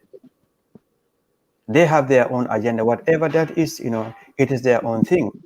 And I think what we need to do is, we have to extend kindness to them, because perhaps they don't know, or perhaps they're going through some traumatic issues, but we have to sit down with them, talk to them, because they are our brothers and our sisters. We can't leave them behind. So my appeal would be somebody like you, Biju, or the brother, is it Nima? If you can reach out to those who are on the continent, but their focus is to portray Gambia or Africa in a negative way. If you can bring them on board, I would love to sit and talk to these brothers, because I think if we have a conversation with them, perhaps we will understand where their head is. I don't think they have hate for our country or Africa. Perhaps they just don't understand. And when people don't have knowledge about something, they can go the wrong way about it. Because to be honest with you, the sister, when I listen to certain parts of her video, what she says is true. I think sometimes the problem is not what you say, is how do you say it. So coming back to that point of because I think what is affecting the diaspora also is because of the history of slavery. We are not in touch with some of our cultures. Like when you go to Africa or Gambia in particular, that is the way you address your colleagues. That is the way you address the elderly people. That is the way you even interact with people. We did not lose that. But for some of our brothers, unfortunately, because of the history of slavery, I mean, you come here, you kind of miss that African culture, and then we all understand culture defines who you are. Now you are soaked into a culture which is not originally yours, because if you take a culture that doesn't belong to you, you're not going to perfect it. Then now you are left in between, and this is what the diasporans are facing. The Western culture is not, you are not fully in sync with it because you are not accepted here. You are seen as an outsider. No matter whether you're born here, you can be, the most intellectual person or even the richest. They don't care because the system is not meant for us. And even we Africans who are here, nobody knows that, I'm an African. All they see me is as a black person walking on the street. And I always have to remind myself that, look, I am in a land where I am not needed. So what is the best thing that I can do to leverage the little time that I have here so that when I go back home, I can effect change? And this is where I think unity is very important, because our African brothers and our sisters in the diaspora, that is something that they have that we don't have on the continent. And we need something from you. We can't do it without this you. is where you come in with your expertise, with your knowledge, with your money and everything. When you come in, form partnership with the people on the ground, you tell them, look, we are here, we want to come back home. How best can we help each other so that it becomes a win-win situation? Because if you look at the contribution of Africans in the Americas, is huge. The amount of Ghanaian doctors you have in New York City alone is more than the entire doctors you have in Ghana. And the average African who comes to the United States of America, most of them have, the average has an associate degree. And we all know that about 60% of the people in this country don't have a bachelor associate degree. So there is a pool of talent from the continent who are, driving development in America here. So let us not just make the mistake that, Africans are not doing much. We are doing a lot of things across the West, in Americas, in Europe, in Australia. And these are the best brains, because if you are nobody, you cannot in the first place even have a visa to come here. So it's like this brain drain is continuing. The best brains are leaving Africa, as we speak. They come here, they go to school, and because of the political situation in their countries or the infrastructure, they don't feel the need to go back home. And if this situation should continue, how do we expect Africa to develop? It's never going to happen. So I think we have to educate ourselves. We, the Africans who left the continent just recently, in the past 20, 30, 40 years, to come to the West to study, we have to educate ourselves to know that, look, the money is beautiful, the infrastructure is great, but sometimes you have to think of what is the legacy that you want to leave. It's not all about the money, it's not all about the gold, it's not all about the diamond. We have to go back home and help the continent to move forward. And we need our brothers and our sisters in the diaspora, because you have the education, you have the experience, you have the talent, you know what it takes. Let's say, for instance, let's look at just customer service in the Gambia. It's horrible. People don't know customer service. But if you in the diaspora should go to Gambia, you know that, look, this particular sector is definitely deplorable. Instead of blaming the people, say, man, you guys are worse, when show them how to do it. This is how you teach people. You don't blame them, you fix it. Be a fixer. But we don't need a savior from both ends. We don't want Africans to come to the diaspora think that African Americans are nothing. If you do that, you're going to make a huge mistake. And like Binta alluded to, even myself, I had to sometimes caution people. When you come to America, you don't understand the culture of the people here. Don't easily blame them, because an African American doesn't want to work in a gas station. But you as an African coming here, you see that as an opportunity. You say, oh man, these people are lazy, they don't want to work. That's not the point, because they know that they deserve better. If the system was fair, they should enjoy what their white counterparts are enjoying. So we are coming from an experience wherein we don't have any opportunities in Africa. We come here, if you paid $15 to work in a gas station, you will grab it, because you're not looking at what that $15 can do for you in America. But that $15 can take you far if you send it to Gambia. So we have to communicate, because when we don't communicate, we always make mistakes. And our enemy is using this misunderstanding, because what they're trying to do is they want to cause confusion for us. And the more we confuse, the more they will have the opportunity to exploit us, to divide us even further, to such a point that we don't even want to talk to each other again. So we need to talk. And my appeal would be, we Africans in America or in the diaspora, let's engage our brothers here. Tell them, look, you meet somebody, man, talk to them. Ask them questions like, any African country. Start to explain to them, we have 54, 55 countries. It's not just Africa, it's a continent. Basic stuff. And let's open up to each other. The diasporans who are in Africa, also, you have to open up to the culture. Those people have a way of life. And if you come, we are not asking you to change yourself. All we're saying is just a little bit. Be open to learning. Once you do that, we will all be able to live in peace and strive together as a people. And I think that is important. I cannot overemphasize that. Thank you, Lama. And I'm just gonna let Nak Miss speak before I give to Emmy, who just joined in not long ago. Nak Miss, do you want to share light on what Lama said? What do you think? Well, Lama said I had a question, but he clarified it, and the question was going to be: we always talk about what diasporans can do in Africa, but every Black American or Black Caribbean is not in a position to go back to Africa. So then, what is the responsibility of Africans in America to do to enrich the Black American and Black Caribbean community in America? But you stated doctors, and that's a good thing, but I think it needs to go beyond that as well. I need to see more Africans on the front lines in, like what Hill said, in the hood, doing book bag drives and things like that, mentoring kids in school. I need to see the Nigerian and Ghanaian doctors, and maybe even Gambian doctors, going to the community centers in Flatbush, in East New York, and saying, hey, have you guys ever thought about being a doctor? Well, let me explain to you this, and just things like that. So I think it needs to be an exchange. When I went to Ghana, I didn't do the whole I don't know who I am thing.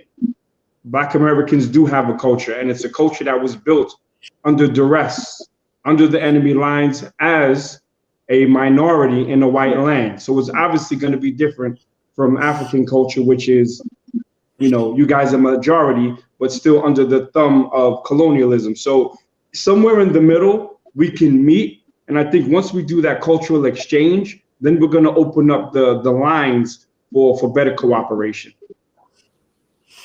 Thank you, Nak. And I'm just gonna let some people in, because we have 6 people, and that's what I can let in, but there's a lot of people waiting. So I'm just gonna, Waka, I'll just give you time out you for some time and then you can come back in, okay? And Emmy, you can go ahead. All right, thank you so much for having me.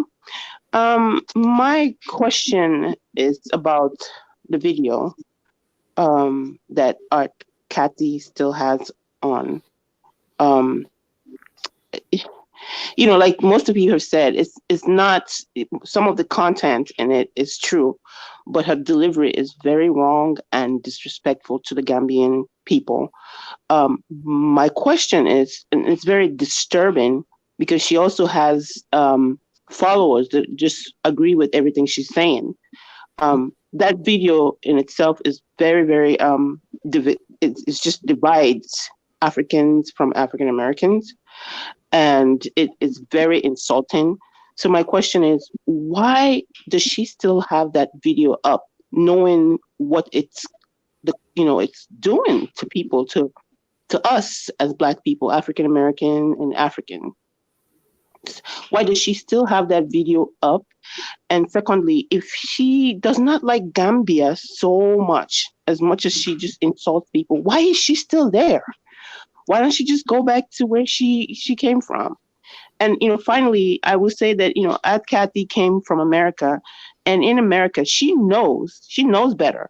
In America, if you are a foreigner seeking citizenship, you just can't get on YouTube and start insulting America and expect America to just hand you a citizenship. Um, I think that the same should Gambia should do the same. The Gambian government should really watch this type of people like Akati coming in and don't approve their visas, because she's just coming to cause trouble. From what I see, she is very divisive, and she's not trying to create unity between Africans and African Americans. So question is, why does that video, why is it still up? I know we can't tell her to take it down, but why is the Gambian government just, sitting back and just watching this? Why aren't they saying anything? Just to respond to that, I don't think anyone on this platform can speak for our sister. What she decides to do with her life is just her life. And what we can do, we will treat her as a human being with respect. If we feel that we have a different opinion to what she says, we will just come online and then talk about it respectfully. I think I was one of the first Gambians, to do a video to say Africa is not for grabs, and then so many people took it out of context. And when I was addressing her, I was very respectful, and I will always continue that as long as I am living. I don't want to lose that part of me. That is who I am. I was raised to be better, and I will do that. And I don't also think I can speak for the government, or anyone here can speak for the government. I think I would say she is very fortunate and very lucky that she is in the Gambia. We know that Gambian people are very nice people. I've seen comments wherein people are saying, "No, she would never do this in Nigeria. She would, those kind of things." But we are not here to encourage anybody to be violent towards anybody. I think, like I said, for me personally, I think some of our people need help. I don't care where you from, whether you're from Gambia or you're from here. I think we at some point in our life, we all have things that we're going through, and if we can give help to her, let's do that. I don't know how to reach out to her, but I would love to have a conversation with her one day. But if there is anybody who can reach out to her, please do that. Hopefully, Right. if we sit and talk with her, we will know where she's coming from.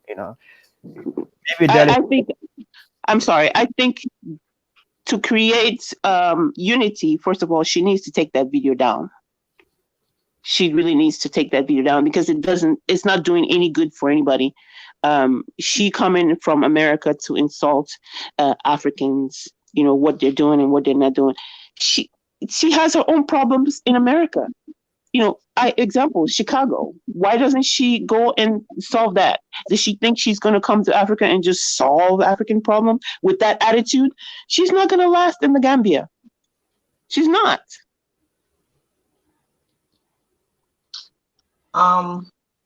Emmy, you are absolutely right as to why the video is not taken down, even when it's not the government. I think the video could have been taken down by YouTube themselves, but that also depends on how many people report the video. As you know, Arkady has a lot of people behind her, and that is what is worrying to me and to a lot of people, even though some people don't come out and say it. But she has a lot of people that are watching her, and that watching her is what is even encouraging her to make even more videos, diminishing videos about other Black people, Gambians, of course. And for that, I don't know, but we can report the video as much as we want, but how many people are reporting it? That's the problem. And as for the Gambian government, why they let her there, somebody commented that because they are busy doing corruption. And I will Mm. also agree with that. Like, what is worrying the citizens is not a problem for the government. The government are busy collecting money because you have to collect as much as you want before your term ends, so that like when you're done, then your life is good for life and that of your kids. African government is very different from the European and American government, very incomparable. If you are in another African countries, everywhere in Africa is the same. All of our governments are corrupt, and we need those good leaders who can help us build Africa. Even if we have like a lot of good people and we have the worst leaders, it's going to take us a while to, you know, get where we want to be. But while I hope like they can do something about her because she's very divisive, like I said, and I really don't appreciate the energy she brings out and then transfer to other people, bringing the monster out of everyone else. I think that is very, very unacceptable. So It's that's all I it's think. very insulting. It's very insulting to the African culture. By the way, I am Nigerian and I'm not Gambian, but I've watched her videos and I find it very insulting. And if African Americans are coming to to Africa, they should come with some respect. And that's where I'm going to end with this. I don't like what is happening in Gambia, and I'm going to support my Gambian brothers and sisters.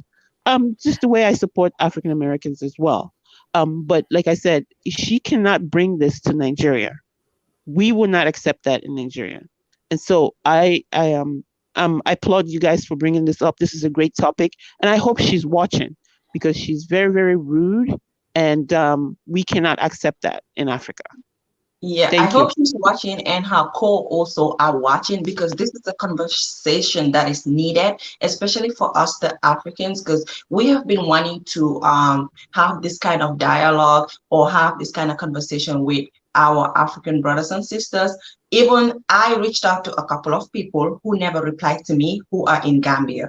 And I would have been happy if we can do this privately, come together, and including Art herself, share our Correct. ideas and learn from each other, so that she could stop all this. But it doesn't look like a lot of people are interested in it. And I feel like that tells me that they are in support of her. And there's literally nothing I can do about that. Some people Yeah, will come here and say, why are you guys doing this online? But yeah. that is what some people call for. The people in Africa, when we have issues, we come together to solve it. And if we have like an elderly person, the Correct. elderly would sit the younger ones and set them through the right path. You get what I'm saying? But it Yes. doesn't look like between us, the cultural difference between Africans and African Americans is too wide. But some people, I think we can do it. But the fact that some people are not willing to accept and join each other in learning makes it a bit difficult for all of us. Yeah, I mean, That's where Mr. Hill, that's why I understand where Mr. Hill is coming from. He's not coming to fight. He's just saying that because they're not stopping this, we're gonna have to protect ourselves too. That Yeah. is Okay. just, that's the way yeah. it is. But thank you for having me and keep up the good work. Thank you. Thank you, All right. Emmy. Go ahead, Bijou. I think you want to say something. Yeah. Okay, Vanya, I'm sorry. I'll be a moment. I know you're waiting to come in. I just wanted to say that this divisiveness, this way that we put each other down, the hate that we show towards each other, it's not just African American to the Africans on the continent.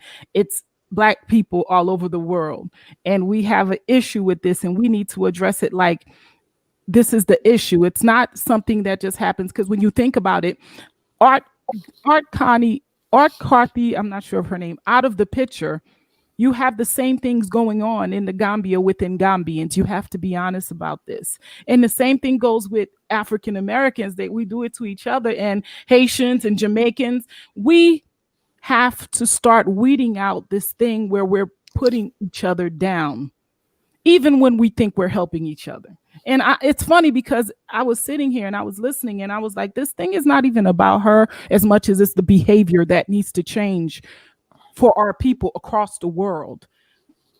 It just needs to change. I agree with Lamara. Lamarana. I know I'm mispronouncing the name. Lama. Yeah, Lama, But yeah. I agree with what he said 100% when he said this thing that's happening is something that, is being used to divide us as a people. And we need to understand that this coming together, like the empire said, re-empire said, of our people coming back together, the good over evil. You got to understand that there's good energy trying to come together. Our people, our ancestors are calling us home, and we have brothers and sisters on the continent that cannot wait for us to get there. But then you have those negative energies as well. And so we need to focus on the positive, and we need to illuminate the positive. And like I said, if you're a Gambian and you're still subscribed to the channel, unsubscribe. Right. Stop giving it light. If you're a diasporan and you love your people and you want to see your people come together, my sister has a lot to offer. Our Kathy is a very strong sister. She speak on things, and like he said, that last video that she highlighted of driving through the Gambia, it brought tears to my eyes because it reminded me of Haiti and the poverty and the fact that the government is right there and the infrastructure is so bad. It was on point. She didn't throw any negativity about the people. If she had nothing but videos like this, I'm sure people would be happy. So when she brings out a positive video, let's talk about that. Highlight the positivity. And I'm not saying ignore it, y'all. I know it's not something you can ignore, but you can't do anything about the videos right now unless it's done on a governmental level. And like you said, they're making too much money to worry about that right now. So what can we do other than to tell the people, what you're doing right now today, we need to do more of it. I need you guys to come on my channel and talk to the African Americans and to the Haitians and to the diasporans.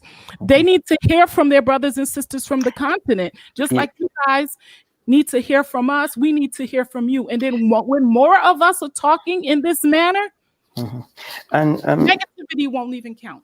Yeah, just to comment, man, because you're very right. And I think here I am going to appeal more to the brothers and our sisters who are leaving to go to the continent. I will take an example from myself. When I made up my mind, so 2 years, I was saying, look, I'm going to go to the States. I had to prepare, my mindset completely to make sure I know once I come to the United States of America, one, I'm an immigrant. And I have to behave. I have to know myself first. I have to know the fact that, I'm coming to a place where I wasn't born. Having that self-consciousness will help you to interact with the people.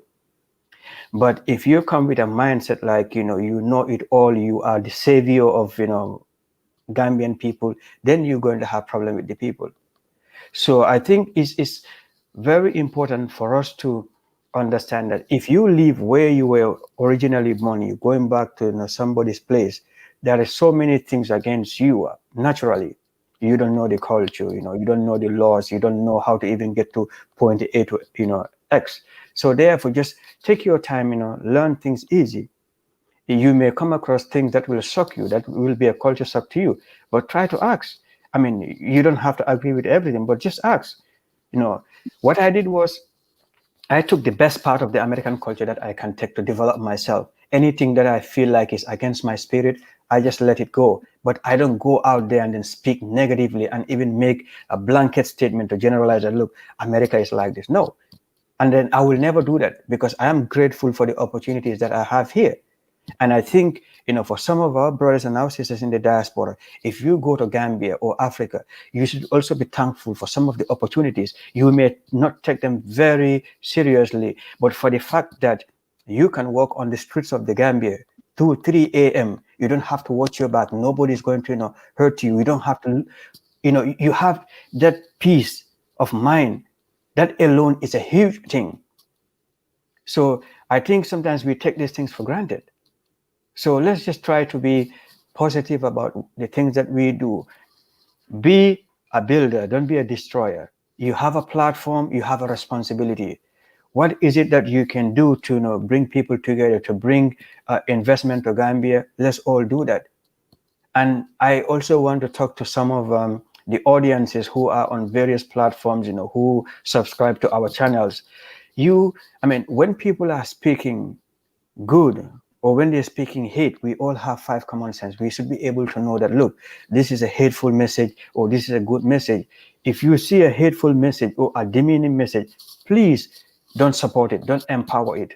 Because at the end of the day, you endorsing something which is dangerous for our unity could affect a lot of people in the future. Because it's so unfortunate that Gambia, the past few months, has come to the limelight. That is a whole chaos between the diasporans and then the Gambians. That shouldn't happen. Gambia is known to be a beautiful country. It's one of the most peaceful countries you will ever go in the world. And that's the reason why they say the smiling coast or the Gambia, no problem. And that is the reason for that. We are poor, but we are humble, and nobody should take our kindness for weakness. So people should understand that we are open to everybody coming. Just treat us nicely. Go about your business peacefully. Respect the laws. Respect the culture. You will never have a problem in the Gambia. And Gambians will stand by you, support you in whatever you're trying to do. Thank you, Lama. And we have Vonnie on the line. Vonnie, you can come in. There you go. Greetings, thank you. Um, I just have a couple of issues with what's going on, like in the chat. Um, you say it's Art Cafe that you guys are the concern is about her alone, but then you keep reading up what you say after that.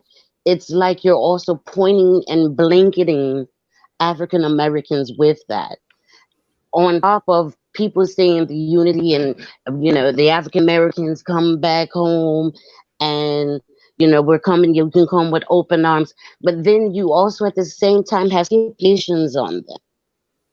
If you're not coming to build, or you don't come with your skills, you don't come with your money, it's basically what I hear is like, okay, you're not really welcome. You don't have to be rich to want to go back to some other land. You just want to get out of the plantation. So that part of where everybody want to look at either African Americans are supposed to be the savior, or not so much as the savior, but we are the ones that are supposed to come and build it back up. But at the same time, it's the respect level. But while I'm reading these chats, there's no respect in that chat. Yes, you're naming her by name, and at the same time, blanketing. Or in your ghettos, just like Mr. Hill was saying, oh, but in the ghettos in America, and there's ghettos all over the world. It ain't just America. You have poor people everywhere. Every single part of this earth has their own form of ghetto. And in some of them, yes, you have where it's predominantly black. Normally, we're not alone. But if you want to talk on American ghettos, because that's where I'm from, so I can talk on those, everybody is not sitting up in there running around with a nasty house, no food in the fridge. You're talking about crackheads, people on drugs. That's not normal people get up and go to work and just don't make enough, because the government here wants to keep us down at a level that you're just barely surviving. So that means you are paying to have to be in the hood. And even living in the hood is not cheap. The hood ain't cheap. You still have to spend over $1,000 a month to even live in the hood. But yet and still, when we say, okay, well, we gonna save our money living in the hood and want to move back over to Africa, it's like the tone that I'm getting is we're not even welcome there if you don't have the money to build the country. Which to me is not saying that you're open arms. You're open arms with rules and barriers. It's not just come. It is almost like when you're talking about going into religion. Come as you are, you have these stipulations where you can't come if you're gay, or you can't come if you're this or if you're that. Okay, but what happened to or the open arms. We're coming, our arms are open. That's the part I'm not getting. And I can understand the hatred on how our Kathy is, and her tone, what we would call in America, she's talking ghettoish. The way she's delivering it is purely ghetto. Now, I don't know if the woman from the ghetto or not. I don't know. But her tone is what we would call ghetto. And the reason why you guys are looking at us is we're supposed to check her. In our country, when people are talking stupid, we don't bother with that. We just let them talk stupid because you look stupid. So whatever comes at you, that comes at you. Now, you guys want to, y'all come together and everybody wants to attack that one person. Okay, and I understand she's disrespectful and the things that she say about your country and people. I get that. But as for us to go at her as a diaspora and act like a fixer, that's a grown woman. That's gonna say she's gonna say whatever she wants to say, hatred that she may have for everybody or whatever country she wants to talk bad about, because I know don't care for Ghana either. But that's a grown woman that's gonna run her mouth. There's no way for us to stop her. Everybody has been sending her messages, letting her know they're disliking and the disrespect that she's doing. She could care less. As she say, she's gonna say what she want to say and do what she want to do. So how are we as the support is supposed to fix her? We can't get her yanked off of YouTube. Even if we get that channel shut down, she can go open up another one. You can't totally block her. Yeah. If she's acting up in the country, I don't know what the country can do. I just send her back. I'd revoke her visa if it's so bad in the country. Okay. I think There's only so much you can do to somebody else that's grown. She's not a child. It's not reprimand the child and put them in a corner or do whatever you're gonna do. That's a grown woman. Go ahead. Yeah, I think I'll just, before I leave, I just want to say something quick to respond to the sister. I quite agree Somebody with, coming in. yeah, but I think what we are misunderstanding here is this is where we have two cultures clash.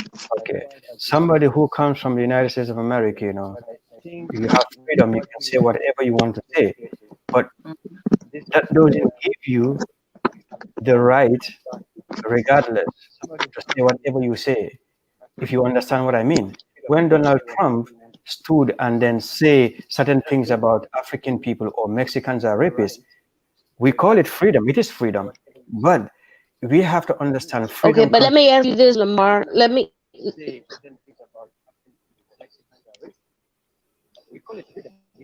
Yeah, so like freedom comes with responsibility, and it depends also in what Okay, context. but this is my question to you. Mm-hmm. What can you do about her mouth? What can you do about that? Okay, for me personally, I don't pay attention to those things. Once I address an issue, But what can you do about her mouth? yeah, like I said, for me personally, when I address something one time, I just let it go because I understand what it means to speak freely. Exactly. Yeah, I know what it means. Exactly.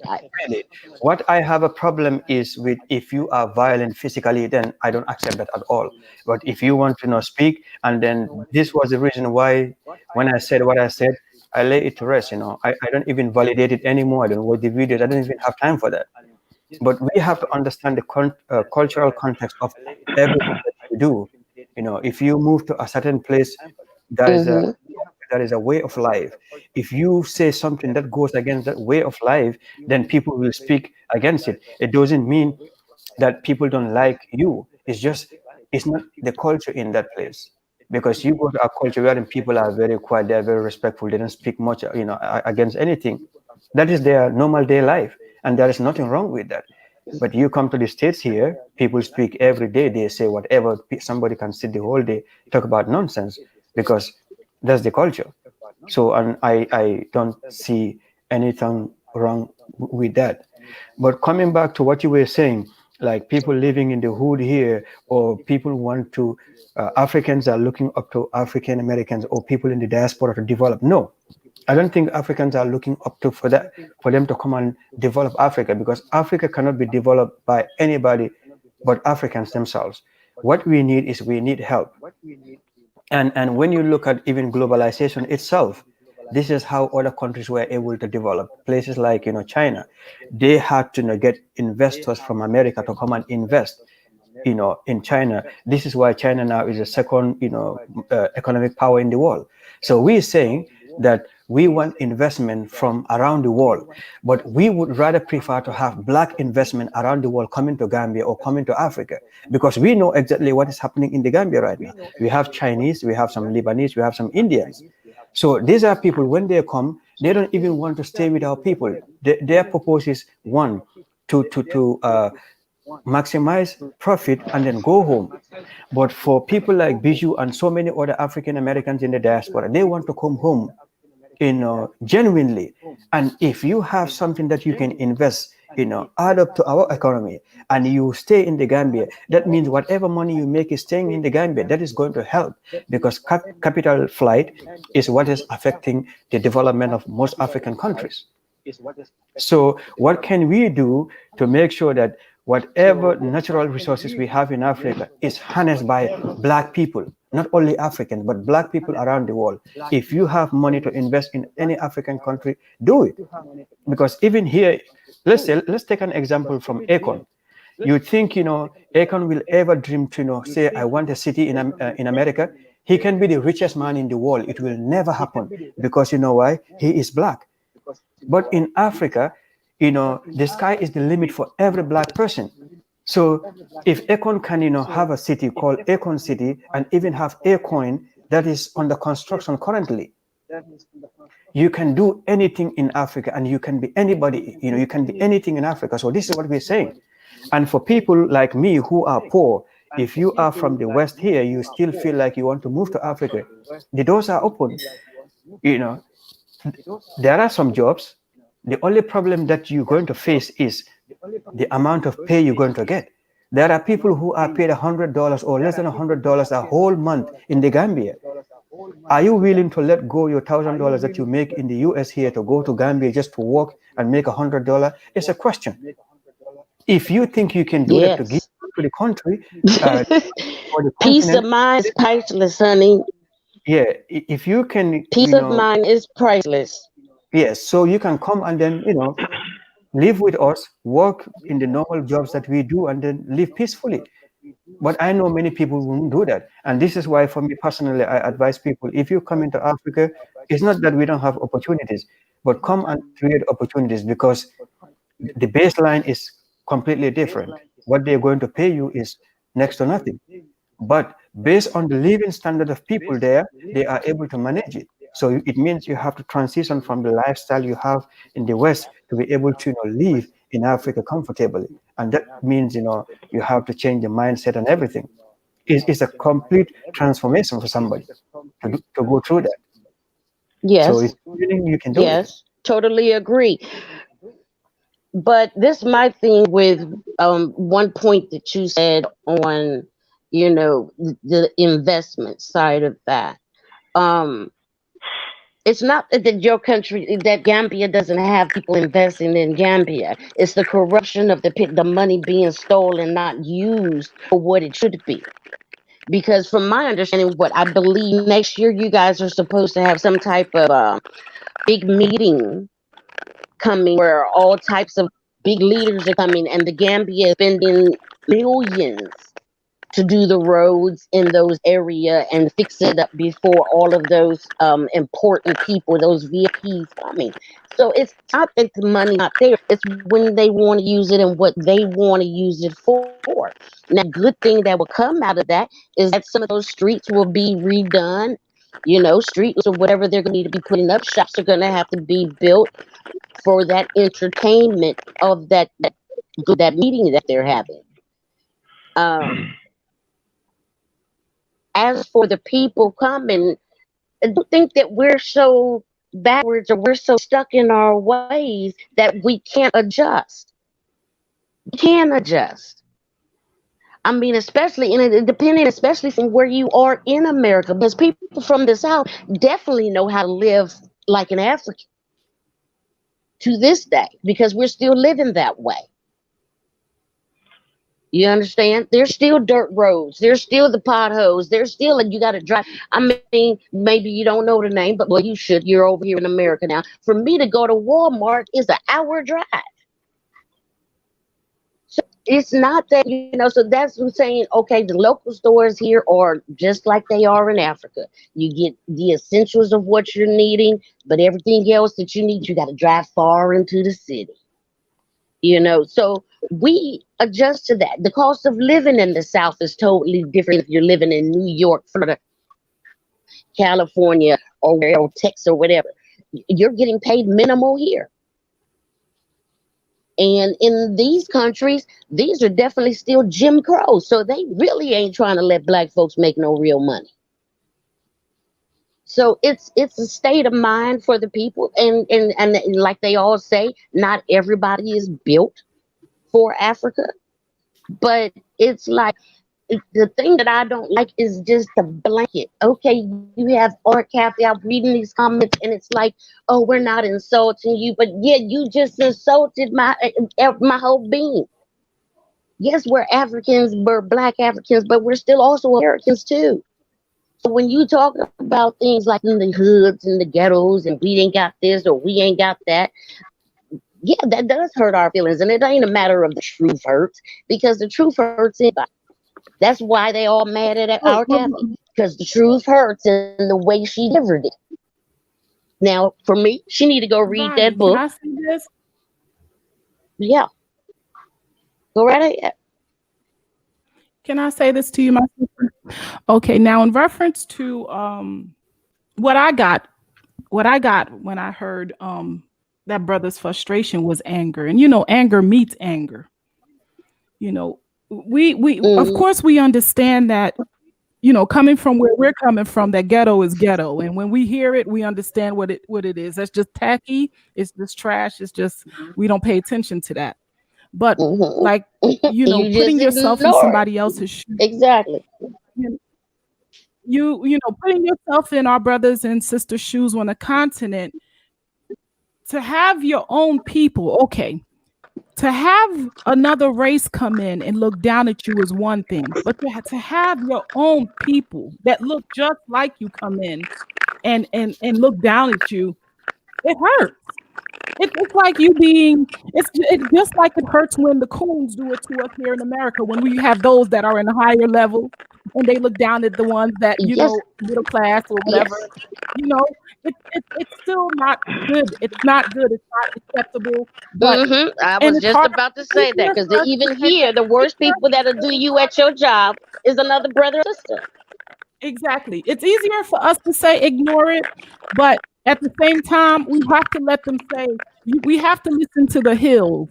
We have to hear those brothers and sisters speak, because they need to say it to us, and we need to let them say it so we could have them understand that, okay, it's not all of us. And yes, it is wrong, because whoever's looking at what art, or whoever, I don't even want to say her name, because it's just the behavior. The behavior itself coming from anyone is unacceptable. But you can't just label it the diaspora or the African Americans or the this. It's that individual. To be fair, it's that one person. Right. Can I come in, please? Hello?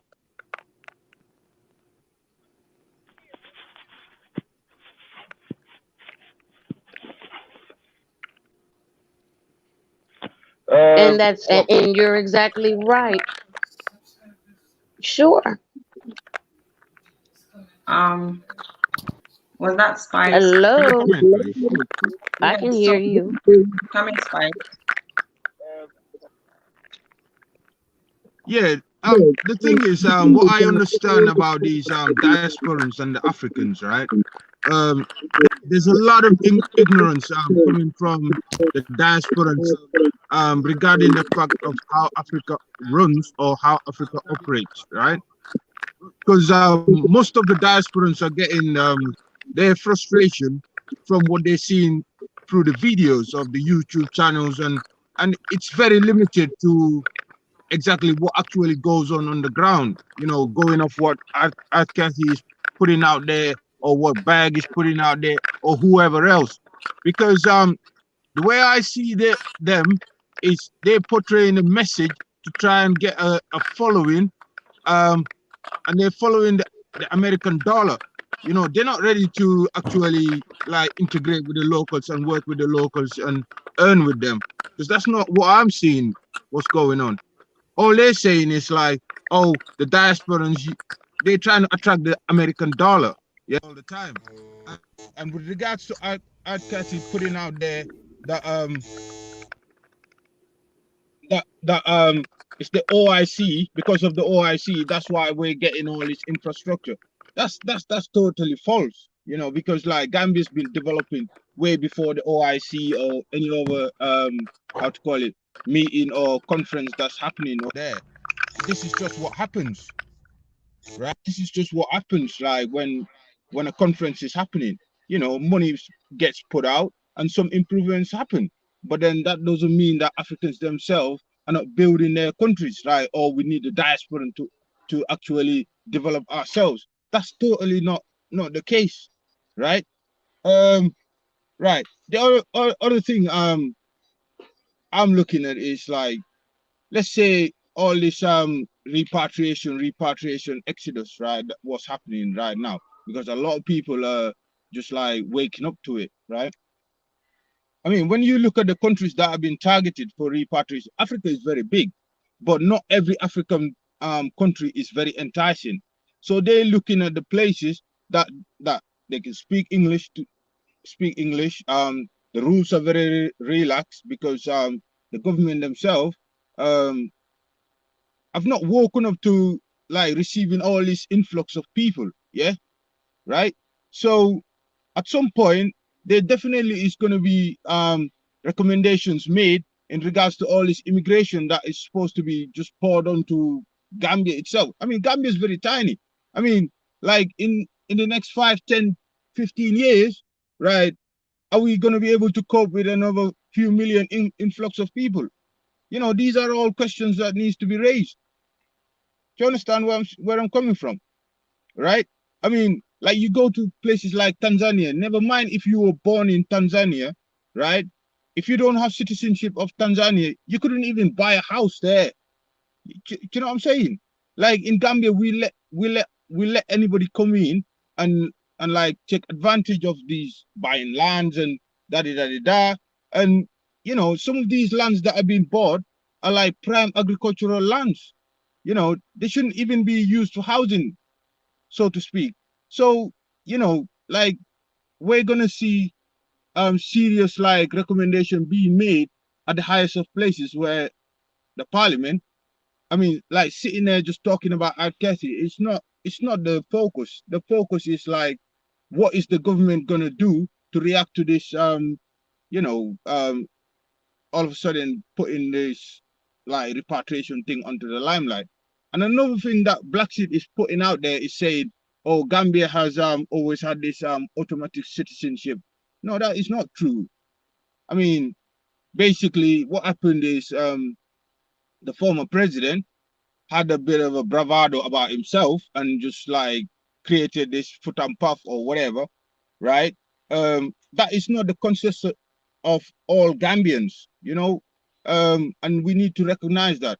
But when people in the diaspora that don't know how Gambia runs, when they see these things on YouTube, they take it as gospel that, oh right, this is what's going down.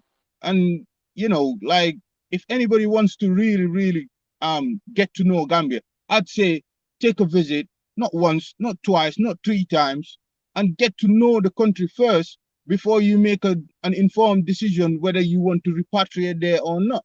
And this is what I want to say, to be honest, because there's a lot of information that's been put out there on YouTube that is really not correct. Um, Gina, you want to say something? Let me just touch base on what Spice said about Gambia being a small country and what the government is doing. Um, I would just say Gambia is a small country. Yes, that is true.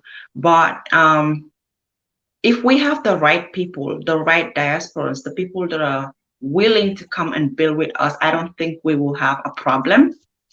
that is the reason why I'm doing this live, because there's a lot of people out there that did not make their inquiries about Africa, and then they just go to Africa and they're so culture shocked about what goes on in Africa, and they want to fix it their own way.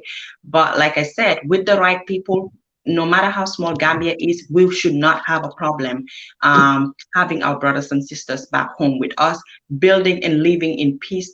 And like, it's all about building Gambia, Africa being like the great continent that we want it to be, because Africa has been portrayed as like the poorest continent, like we have been portrayed as the bad continent that nobody wants to go to. And even our brothers and sisters have been brainwashed about that all these years, that Africa is no place that you want to be. That's why all these past years, nobody wants to go to Africa. Nobody thinks about going to Africa. Some people frowns when you say I'm going to Africa. But thank God nowadays things are changing. People are wanting to go back to live the free life and the rich life that they always want to live, because you can only make it in Africa, because the system here has is built in a way that no matter how much you try, we will not live that rich life that we want to live. But to live the peaceful and rich life, we have to be in Africa. So having a small country should not make a difference, and it should not affect us in any way. That is just my opinion. But with the right people, though.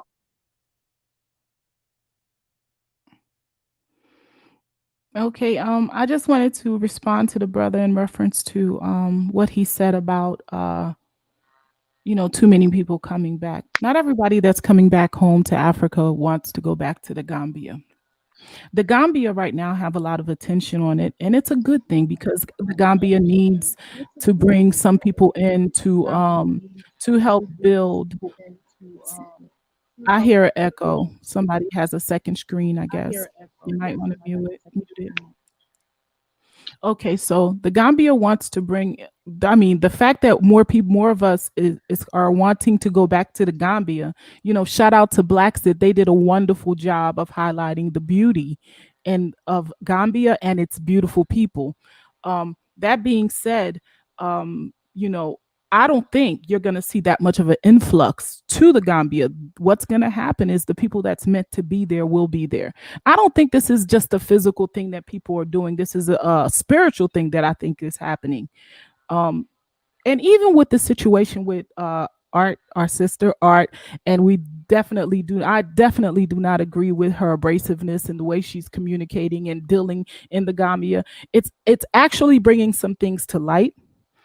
I don't like the way it's being done, but I'm not one of those kind of people that don't understand that some things are beyond us and we need to just see it for what it is. Like the sister highlighted, there may not be anything that we can do to stop her from putting out this negative energy, but what we can do and what it has done in effect is what's happening right now. This interchange that we're having right now amongst us is because if that ugly did not happen, this beautiful experience that we're having right now, where those of us that want oneness and want to come together and do the work in the Gambia or anywhere else on the continent, African, continental African diasporan together, this right here wouldn't have happened if that negativity didn't happen. You would still be having your little Gambian cipher where most of your audience is Gambia. I would still be having, and now we're starting to intermix because this has brought in a lot of things to the table. So sometimes, guys, things have to get ugly before they get beautiful. And let's Okay. just ride this through. We're going to get through this. And there's more than enough room for us on this continent. But I'm coming home to Ghana. My DNA says I have 19%. I mean, Gambia. I will be home. So y'all can't stop that. And you will be welcome. So don't even worry about it. We just need the right And I'm people. gonna be right there, and I'm gonna be Can I right there with you, Gina. can I say Okay, I mean, something? Colson, art ain't stopping me. you have the floor, Colson. Okay. Before I get started, it's basically common knowledge that there's definitely been education on both sides, and miseducation is worse than actual education. once you've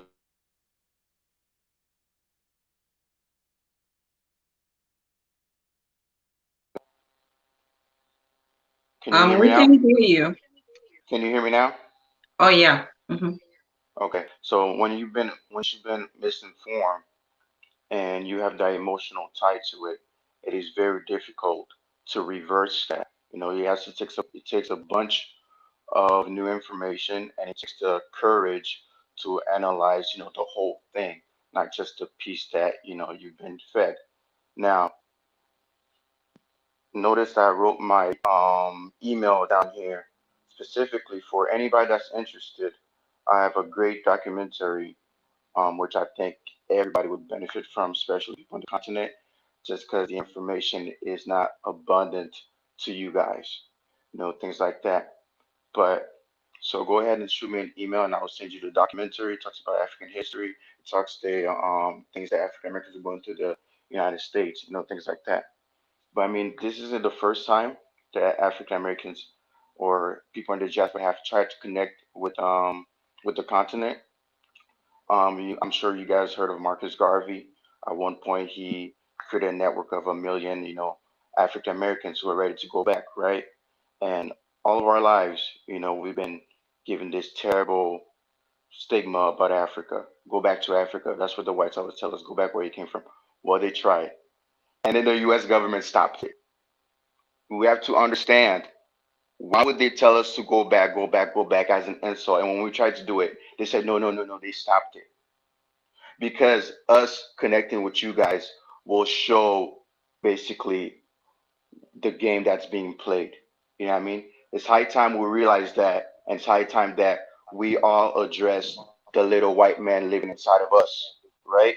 Because nobody wants to admit it. We all have a little white man. I still battle with it. I have all the information I know. I still battle with it, and I know for sure people on the continent battle with it. Now, I'm not.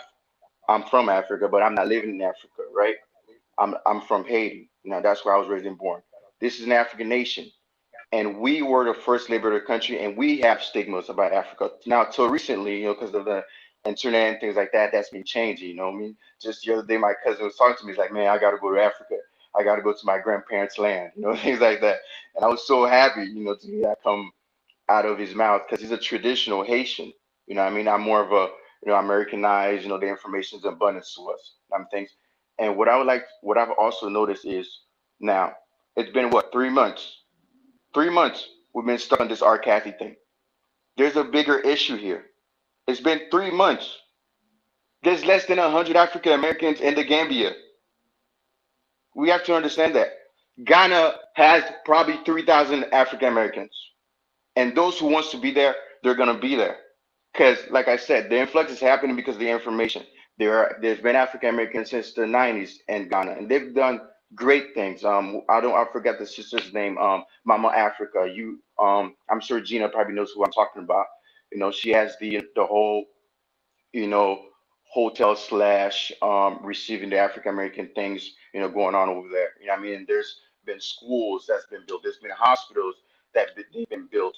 What I mean? Things like that. Nobody's saying nobody likes to the idea of being saved by somebody else. We got to get that one.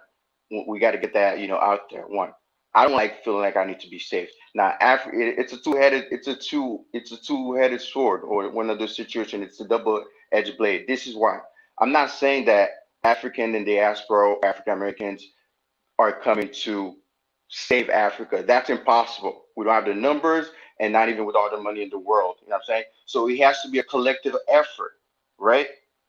If you look at Haiti, most people don't know this. The other side of Haiti is Dominican Republic. Aside from the Western world, most people think Dominican Republic is a different country, but we're on the same island, right?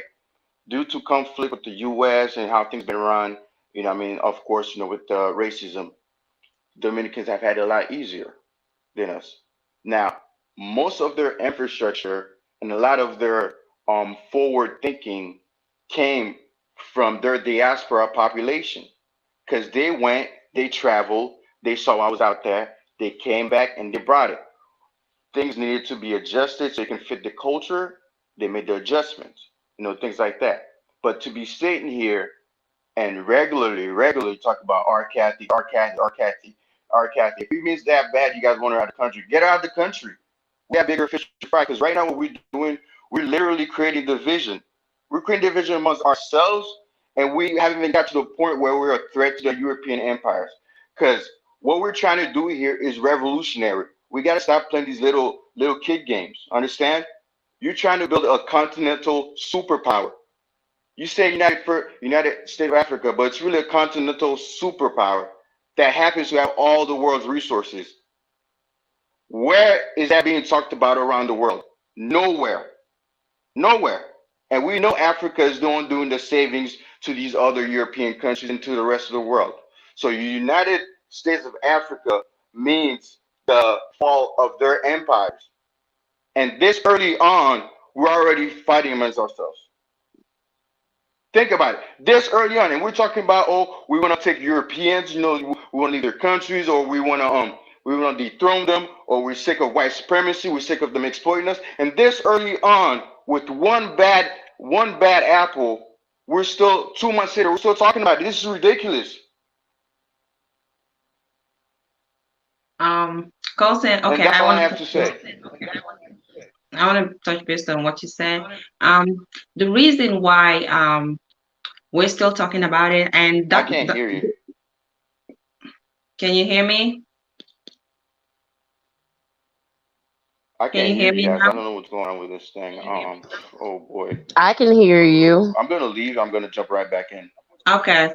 So the reason why we're talking about it, and I'm talking about it as a Gambian, is that since the first video, a lot of Gambians did came out, but so many backlashes were given to Gambians, and that did not stop her from doing her videos.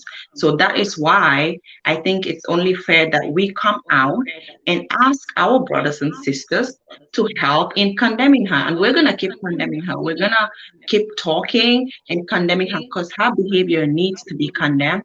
It is one bad apple that spoils the remaining bag, right? So if we just ignore her, like people are saying, just ignore her, we can't ignore her. But we need our brothers and sisters to join us in the fight and tell her to stop what she's doing because it's wrong. It's dividing us as a people. So we are going to keep talking about it until she stops what she's doing, you know?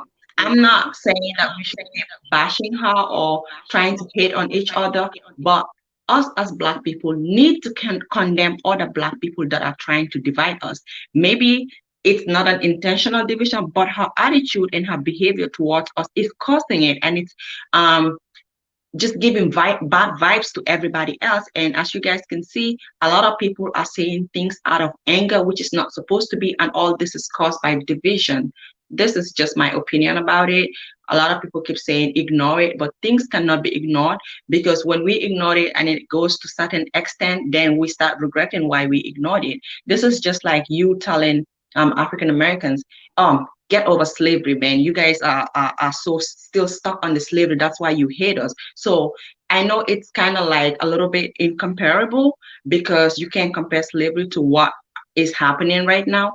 But then when somebody comes and insults your culture and way of living, that is an insult. And we Africans see it as an insult. So we can't just ignore it like that. I'm not going to tell any Black American, get over slavery because slavery is their life. And Now, I would never do that. I think that is so much disrespect for us to tell Black Americans to get over slavery. And I know a lot of people do it, but that, like I said, it is disrespect to them and we are not supposed to do it. Likewise, an African American coming to another African continent to disrespect the way they live. I don't have any problem with what she's talking about or the things that she's bringing to light. But her delivery, what has that got to do with people's food or um, sexuality and stuff like that? They have nothing in common. Like I said, I applaud her last video. If she can do it and bring a change and, sink it into the head of our people, then I'm good. I'm there for it. But after that, anything that has to do with diminishing people, I am not part of it and I will condemn it as much as I can. so we have a fire in front of us. It's a Right. it's a fire. We've cooked dinner and then there's a fire. We have a couple of options. You know, you can extinguish the fire in many different ways. You can walk away from, you can sit there and you could pour water on the fire and that will kill it fast. But I don't think we can do that because we don't have the access to stopping her from being able to upload videos. That would be the best way, the only way to stop it from being so, but we can't do that. Or you could fan it by giving it, fan it by trying to kill it fast. It's only going to make the blaze higher. Sometimes when you walk away from a fire, it dies on its own. And my thing is, I don't know how. I'm not there, so I can't really tell you guys how to handle this because it hurts. It didn't just hurt you. The first video I ever saw hurt me. Not because I'm Gambian, or well, I am Gambian. I'm 19% Gambian. But not because I'm Of Gambian, course, but you are a because Gambian. yes, I could claim that now, but not because I'm Gambian, but just because it hurts to have your own people demean you. So I was hurt. I was angry. I didn't respond because I said, I cannot respond to this and give her attention. But since everybody else was responding, I was like, God, please stop giving her attention. It hurts, and the more you give negative energy attention, like I said, makes it grow. So my thing was, as a people, we need to understand, yes, you've come on here and we can discuss it, but we can't discuss her as much as the behavior. Like my brother Reed, the Empire said, I like the way that he furnished it, how he broke it down about the types of people that we have, not just in Africa, but also throughout the diaspora. We have the sellouts. We have the descendants of the ones that was stolen, the ones that was fighting, and we have the ones that are just, they don't care, neutral. They're in between. They're just sitting there listening to the YouTube channels. So that being said, what are we going to do? Because I'm not saying I have the answer. I think what you're And trying to people say might is think that I'm saying ignore it. I'm not saying ignore it. I'm saying I think it's not worth our energy. How do you shut down a drama queen? the thing is this: you cannot save everybody. It is impossible. There's a woman by the name of Exactly. Harriet Tubman that said, "I freed 200 slaves. I would have freed more if they knew they were a slave." So do you think she Exactly. stopped bickering and talking to that one stupid slave that didn't want to move or that didn't want to process new information to understand the state he was in? Or did she go around that slave and free the rest? Mm-hmm. And back to what the first brother said with the Chinese. This is where we as a people, as a collective, all over the globe, we need to change our thinking. We need to practice nationalism. Understand? Because the reason the Chinese were able to come into a position they are today is because all the factories in the inner cities with where black people, black African Americans, were shipped overseas because they can get cheaper labor. Understand? They didn't care because it was affecting the black community. So racism really helped Chinese get to where it's at. Now, when those jobs got over there, those factories, those machines got over there, there were patents, international patents that were supposed to be respected. The Chinese didn't respect them. They went ahead and they copied, And they still copied, they don't. copied, they copied, and exactly. And now everything is made in China, and China, it has America on this debt leash, if They you have the say. world. It's not just America. They have the world under their debt because they are the largest manufacturing company or country in the world. I Exactly. mean, to try to say that we have to get rid of the Chinese, I mean, unless Africa turns basically all their money and all their efforts into manufacturing, everybody's going to still depend on China. You can't do things without China. We messed up and let that happen. America, England, all of the countries, Jamaica, Africa, Brazil, Venezuela, all of these countries let China go ahead and become that conglomerate that they are a superpower on manufacturing. So to say to get rid of Chinese, then who you gonna get all the stuff from? We'll Where's it gonna manufacture it come ourselves. from? We have to start from somewhere. We can't always depend on other people. We Well, have to the start, goat, even what's if his it's name? small. Even if it's small. What's Chinese his people name? The didn't depend goatee. on other people. Nope, they depended on themselves. They had billions of people to do it with.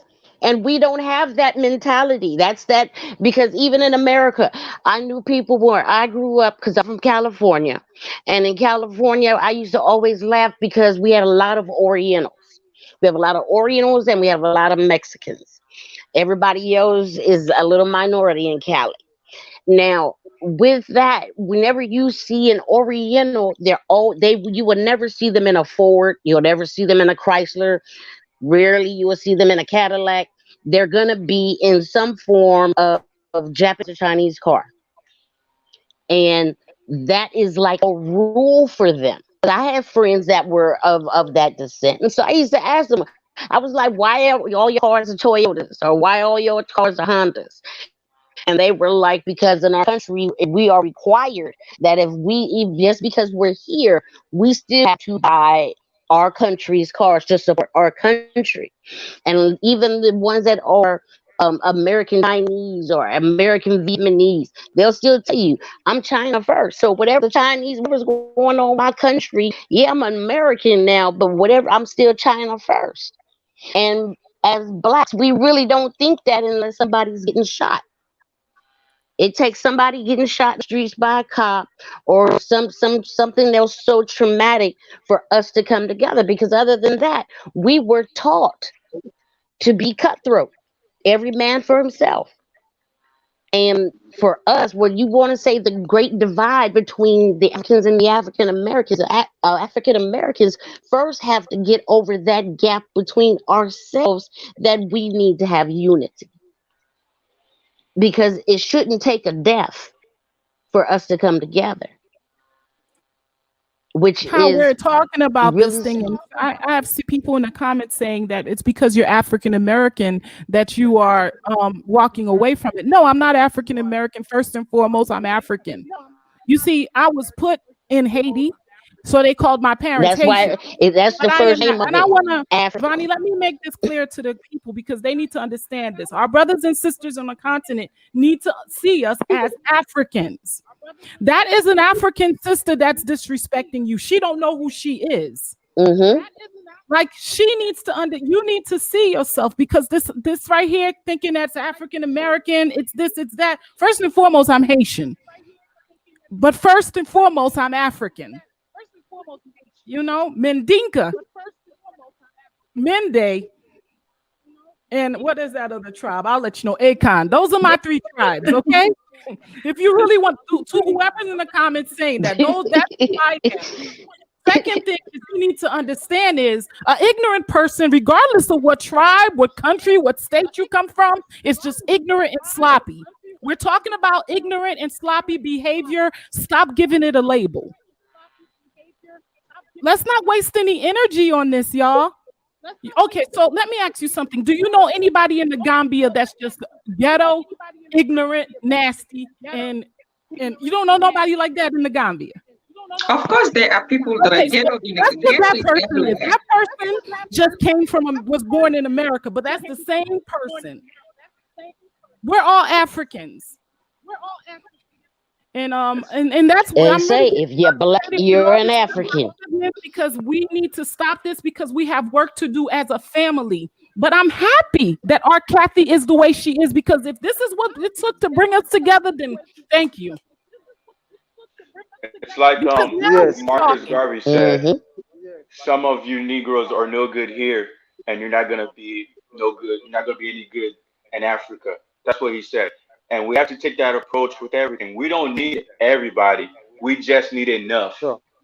Enough to swing this in our favor. We don't need it. It's impossible to have everybody thinking the same thing. Some people love being in a white man's house. Some people are comfortable. Some people would rather get a better dog play. Me, I'm looking at it. I want to burn the house down. I don't want to be no man's dog. I want my own superpower. I want my own economic structure. I want my own yes and no's to what benefits me and my people. And that's where I feel like we need to I go. for Um, I forgot where I heard this, but I heard like especially with the African Americans that there's three types. You have the ones that want freedom. You have the ones that want to stay on the plantation and they don't know to leave. And then you got the ones that love the plantation and will never leave. Correct. And It's that's the mentality of the people. And you're looking for the ones that want the freedom. And you try to reach or try to connect with the ones that don't know freedom is available. And you leave behind the ones that want to stay with massa. Because even to today, you got, we call them the Arcoons. They don't want to leave the plantation at all. The plantation is lovely to them. And where she comes in with it, yes, it's a great thing that she had that everybody can wake up, try to connect, but you can't do it being negative and bashing and then pointing out all the other person's faults because you're doing the same thing she did. And that's what you need to leave behind. You just call her crazy for what she is. She's cuckoo crazy. And leave her be. And look at what we have to focus on is okay, we know that she crazy and just the things that she out are very real things that need to be handled. But now how do we handle? Because it is getting to a point in time now that people have been preaching and talking and talking and talking. It's time for action. Okay, so now what? We already know all the faults of America, or we already know how bad it is for blacks in America. We already know what's toe up, the corruption, the bad streets, the infrastructure needs to be done. So how do we get that done? So now we're needing that goal list and how you start ticking down the items on that list to get to where we're trying to go. Because yes, I am trying to relocate myself to Gambia. I mean, it's a calling for me, even though I hear about all these other countries and everything. But that's not what speaks to me. What speaks to me is the Gambia. But it's like, okay, what do you do? How do you come in? What is needed? What is not needed? Those are things that needs to be spoken on. It's not so much as I mean, yes, we need to know culturally how we can interact. Yes, that is a very big issue. Throw it on those lists. Make that an action that needs to be done. If that's not first, make a second, whatever order it needs to go in. But then what is that country truly needing? What is the Gambians looking for to happen other than just saying we need help with infrastructure? What part of infrastructure? How can we get in there and change that? Because typically infrastructure is done by your government. It's not done by the people. Our taxes being paid for those roads to be fixed. Them, like I said, y'all got a big old meeting coming in, and they're willing to spend a whole lot of millions. I'm talking about double-digit millions. If I heard it correctly, I believe it's like $36 million that they're finna drop just to make the city look nice for all of these dignitaries that's coming in. Okay, so that's saying the government got money. Make them spend it. So it's not about going to diaspora and telling the diaspora, oh, help us build and help with the infrastructure, help with building business. Government is also needs to be held accountable. And I know that y'all just got that new man. I don't know if We're he was not. supposed to do 3 years or whatever and left, We're and then he's sticking in it out. And I don't know if y'all don't had elections or not. I truly don't follow that hard on the news there because it's kind of hard for me to get. But those are the doing the best discussions they to can, me Tanya. that To needs be to be honest, because it's getting to the it's to be honest with you, I don't think it's something that the people are not doing because you have to look at Gambian I'm coming politics. again. I didn't hear you. A couple of years ago, they had a dictatorship, and Gina. yes, can you hear me? Can you guys hear me? I can hear you. Yes. Okay, Yeah. so coming from a dictatorship, and I mean, it hasn't even been that long. So that being said, what they're dealing with right now, I mean, think about it. It's only been Yes, I 50 know. That's what I was or saying. They 60 got the new years one. since colonialism. I mean, Yes, we've had longer time. We're coming from a place where they've had longer time to I get hear things you. together. It's only been 50 or 60 years. So it's not about us coming there, and they're not saying come here and build and doing this. They're saying come. And because other people have come and they have taken advantage of us and they've just taken and left with. They're Exactly. Yeah, they're saying, we know rebuilding. that our brothers and sisters are coming. So please They're come, rebuilding.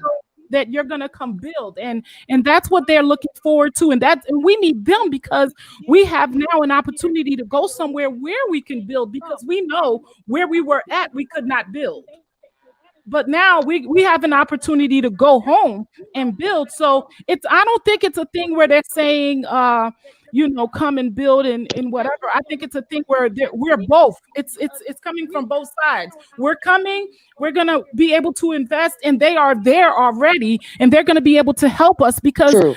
there's no way that we're gonna be able to do it without our brothers and sisters on the continent. That is leveled.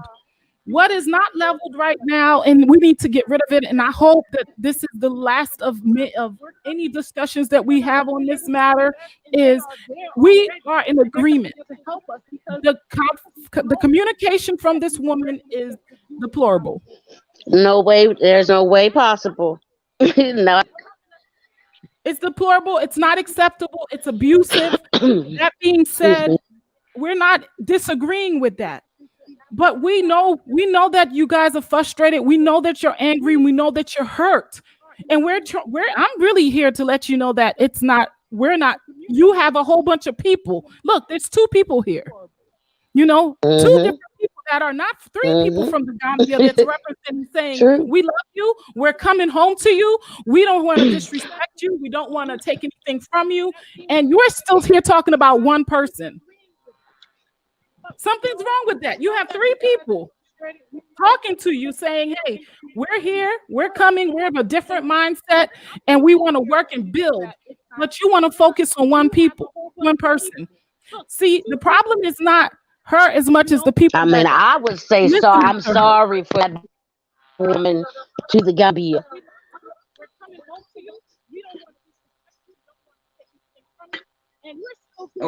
Okay. Mm-hmm. Um, I would just say this life is somewhat about her, but also for us to unite as Black people, as one people, as Africans. And I'm sure Because she we've would be all nothing with nobody following. say that again. No, it's late. You know, she's late. She's late. You can go on. Oh, okay. So we've all had some great points, and we've been here for over 3 hours, which is a long time. And I'm I just just go on. Go on. yeah, like I said, we have to get rid of the negative vibe first, because it's holding us back.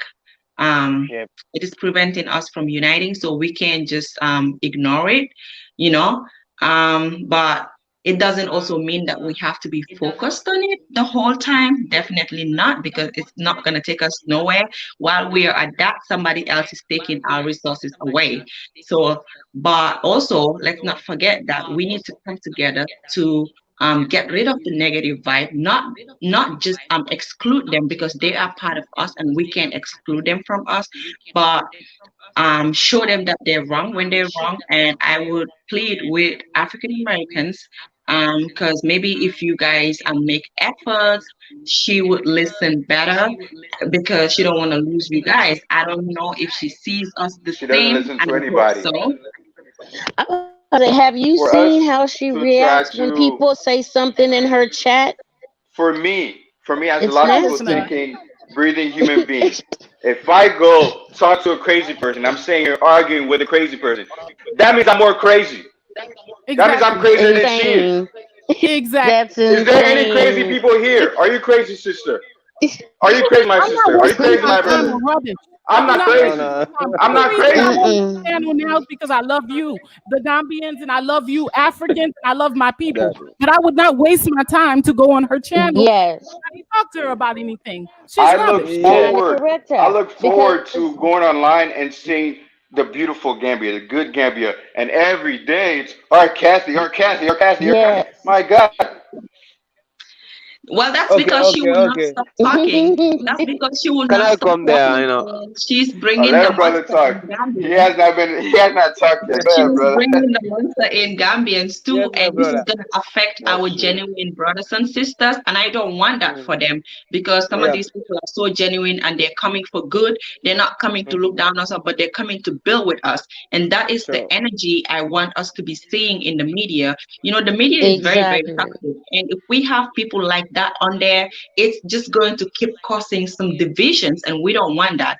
Like, I want Trust me, they know. the good energy They know. people, the good energy Okay. people to Like. be in Gambia and build with us. This is what we need. And this is not about, oh, come and help us, or we are your saviors. We are all one. We are going to help each other. No one person is going to be helping another. You need me as much as I need you.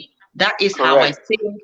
And Exactly. Exactly. until we see it Exactly. like that and we're ready to be one, um, that's the only way we can progress. And definitely, So let I'm that really crazy girl be by herself though.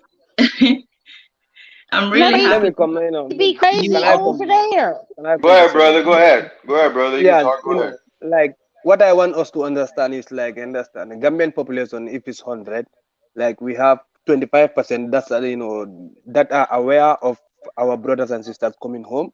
Another 25%, they let me say 25% are in support of it. 25% are not in support of it.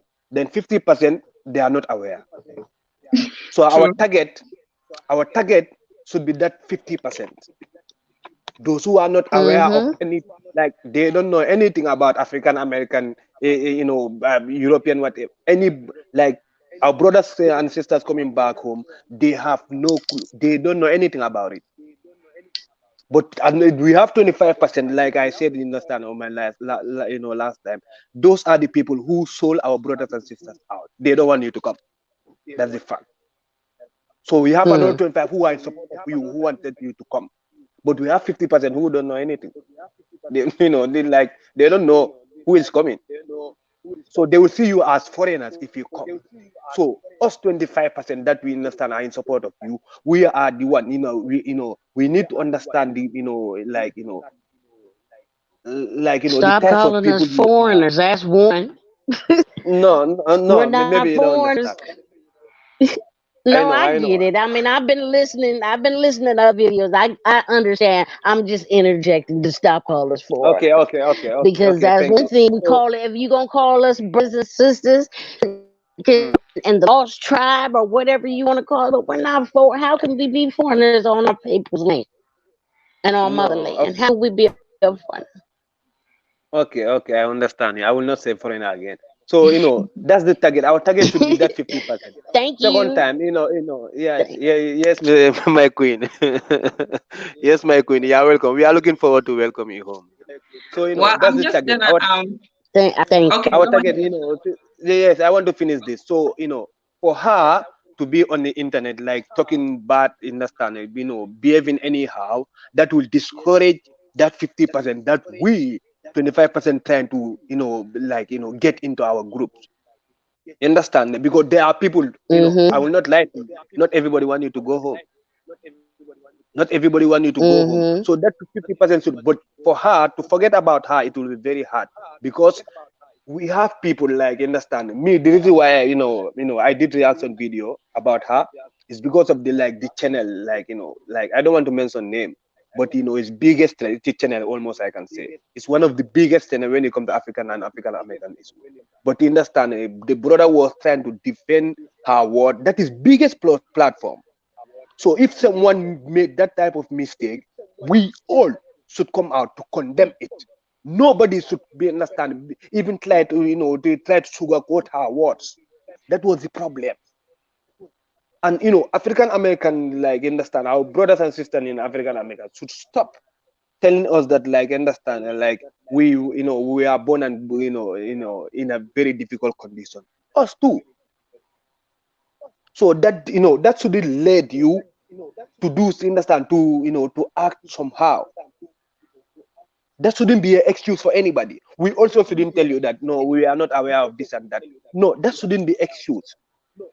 It's high time for us to come together. If someone messed up, if someone made mistake, we all should come out. It doesn't matter whether you are in Africa, or you are on the continent or outside. You should condemn it.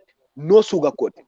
Let's condemn her. In that part, everybody will forget about her, because we know that 95% of us are against understanding her behavior. But if we have people who have understand, who have more followers than us, trying to understand it, trying to make it look easy, like, that's African on the continent, understand, between us, we have limitation between tribes. We don't talk to each other in certain ways. In continent, in the continent, I'm not talking about it, even among us. Fullers have to be very careful the way they will talk to Mandingas about their tribe. Mandingas will be very careful the way they will talk to, understand, Jolas on their tribe. We have cultural differences, so there's And limitation in see, that. in America, those are That part called is, gangs. that part is no go area. So you have to understand people's culture, respect it, stay away from it. But if someone come, like, understand now, what, like, sister came, she's, understand, she have no clue. That is dangerous. You cannot say that. Me, I will, understand. I will not talk bad about another. I will not be mad even if I drink 10 bottles of alcohol. I will not talk.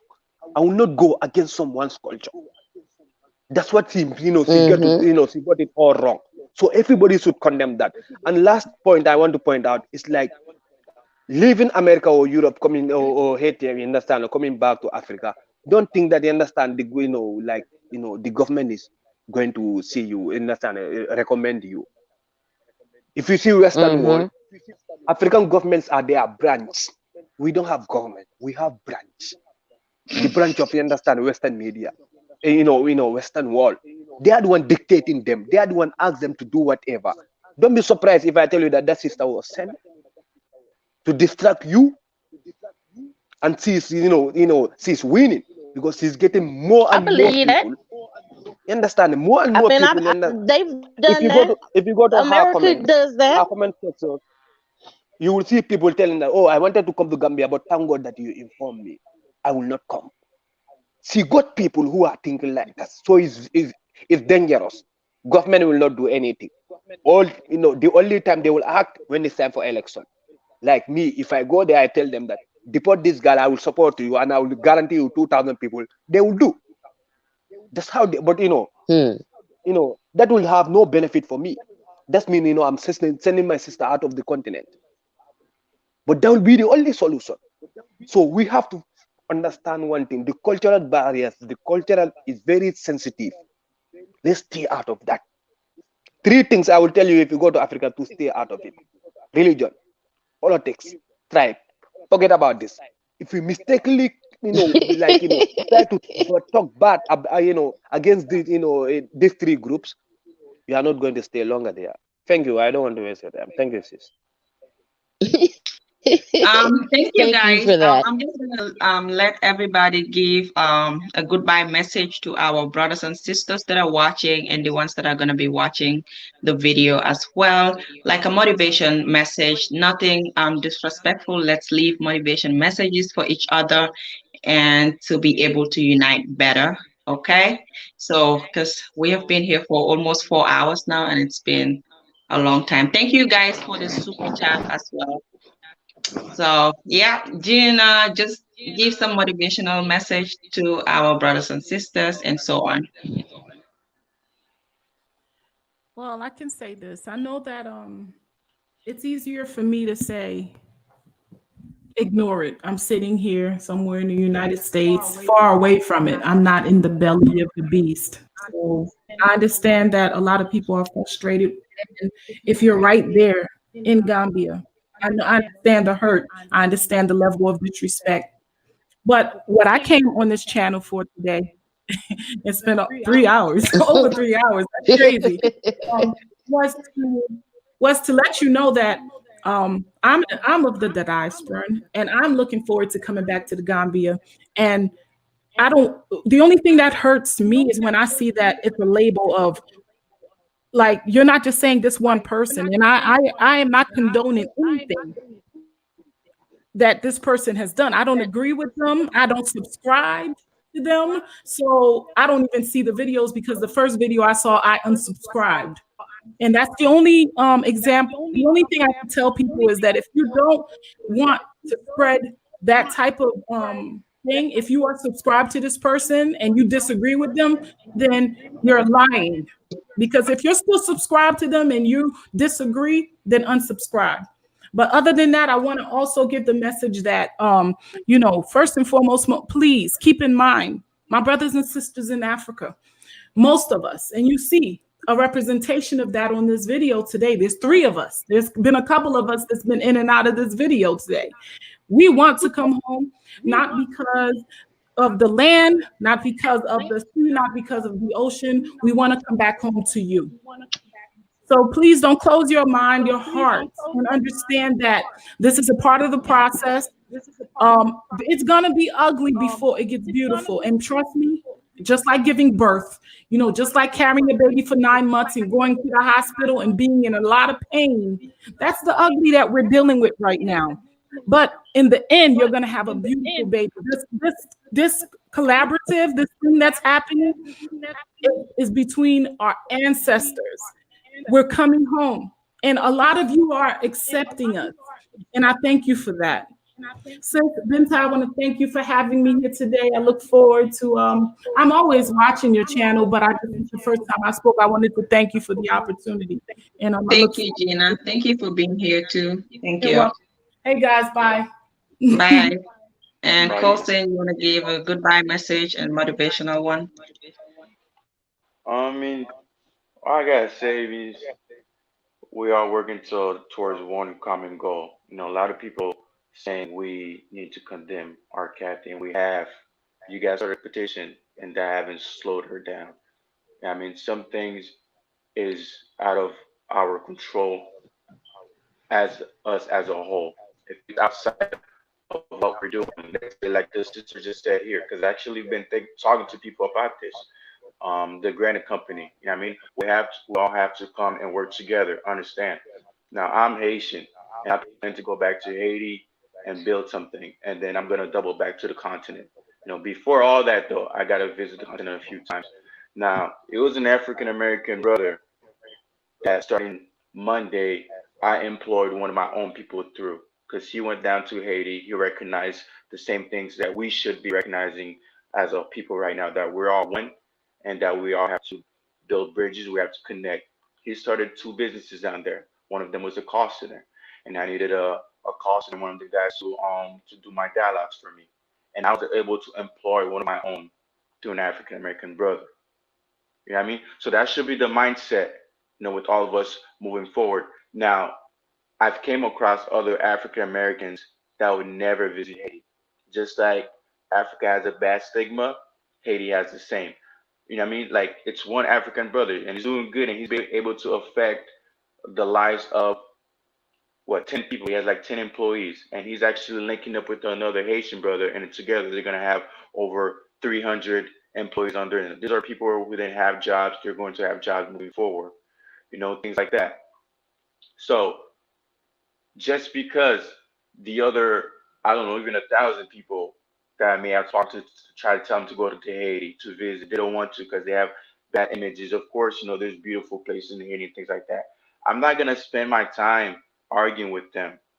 I have to move forward. I have to build because that time I'm using arguing with them, that's the time that I could be doing something to help my people and connect with other African brothers on the continent and African Americans here in America. Or else it's like, what are we doing? We're just wasting time and we're just letting the Europeans tumble over us, over again. You know what I mean? We have to understand that if the person is speaking negativity, then they're not part of the team. You understand? Not all skin folk are kinfolk. Because we even have family members that we don't consider family because of their attitudes, the way they act. You know, so it's time. Like we should not let someone, especially that's not even family to any of us here, you know, somebody extended who has negative views or negative way of thinking, deteriorate from the positivity we're trying to create or trying to bring to the content. You know, and the Gambia actually fell in love with the Gambia because its history is similar, you know, to my country's history. You guys have a small population, so do we, you know. And with that being said, that's a lot of opportunity. I look at you guys as being in a position to really be the Jewish community of the African continent, if that makes sense, because it is a lot easier to get 2 million people to the top than 1.2 billion people to the top. You Sure. understand? It'll only take 10 years. With the right investment, 10 years. That's all it'll take. 10 years. Gambia can change Sure. completely. You know? But we have to start with investing, just like the sisters here says with the granite company, and we have to start with the agriculture. A lot of the trades that you see in terrible trades is because both of our countries share the similar with the agriculture. Our agriculture sector is down. So that doesn't free up the government to then renegotiate for the oil, the gold, the fish, you know, all the resources. We have to be able to feed ourselves. When you're able to do that, that frees up the budget and that frees up their options. You know, that's the mentality we have to move forward. And Okay. regardless of who's coming, who's not coming, you know, African Americans or African on the continent needs to band together, put the resources together, say, hey, brother, I got this business idea. Let's start a granite company. Now, I mean, you guys pull what you have, family members, things like that, because I've seen it done in Ghana, and I've seen it done in Nigeria. And a lot of those weren't diasporas. Those were, you know, people living in the continent, things like that, man. That's all I have to say. Peace, love, and Black Power. Black Thank you. power, peace. Thank you. Who should Um, come? Can I come? I hope Mama is busy. So let me come. You know, like my last message will be like to our African brothers and sisters. Like we want you to know that we love you, you know. We don't hate you, you know. Despite the fact that you understand as you know, one person is trying to, you know, destroy your image or trying to show some attitude that, you know, I know 95% of our African American brothers are not like that, you know. So we love you and you know we are looking forward to welcome you all, understand, to your home because it's your home.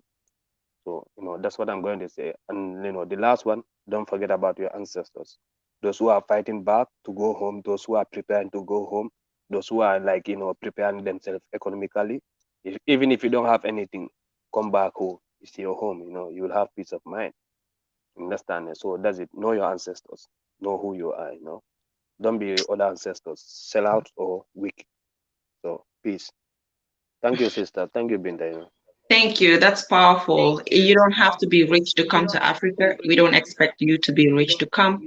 Just come back and have a peaceful mind and build with us as Black people. Thank you. I- I want to Vol- thank you, Binta, for letting me come on okay. and be a part of the show today. Um, my thing would be is to for us to stop slinging mud at each other, throw love at each other, peace at each other instead.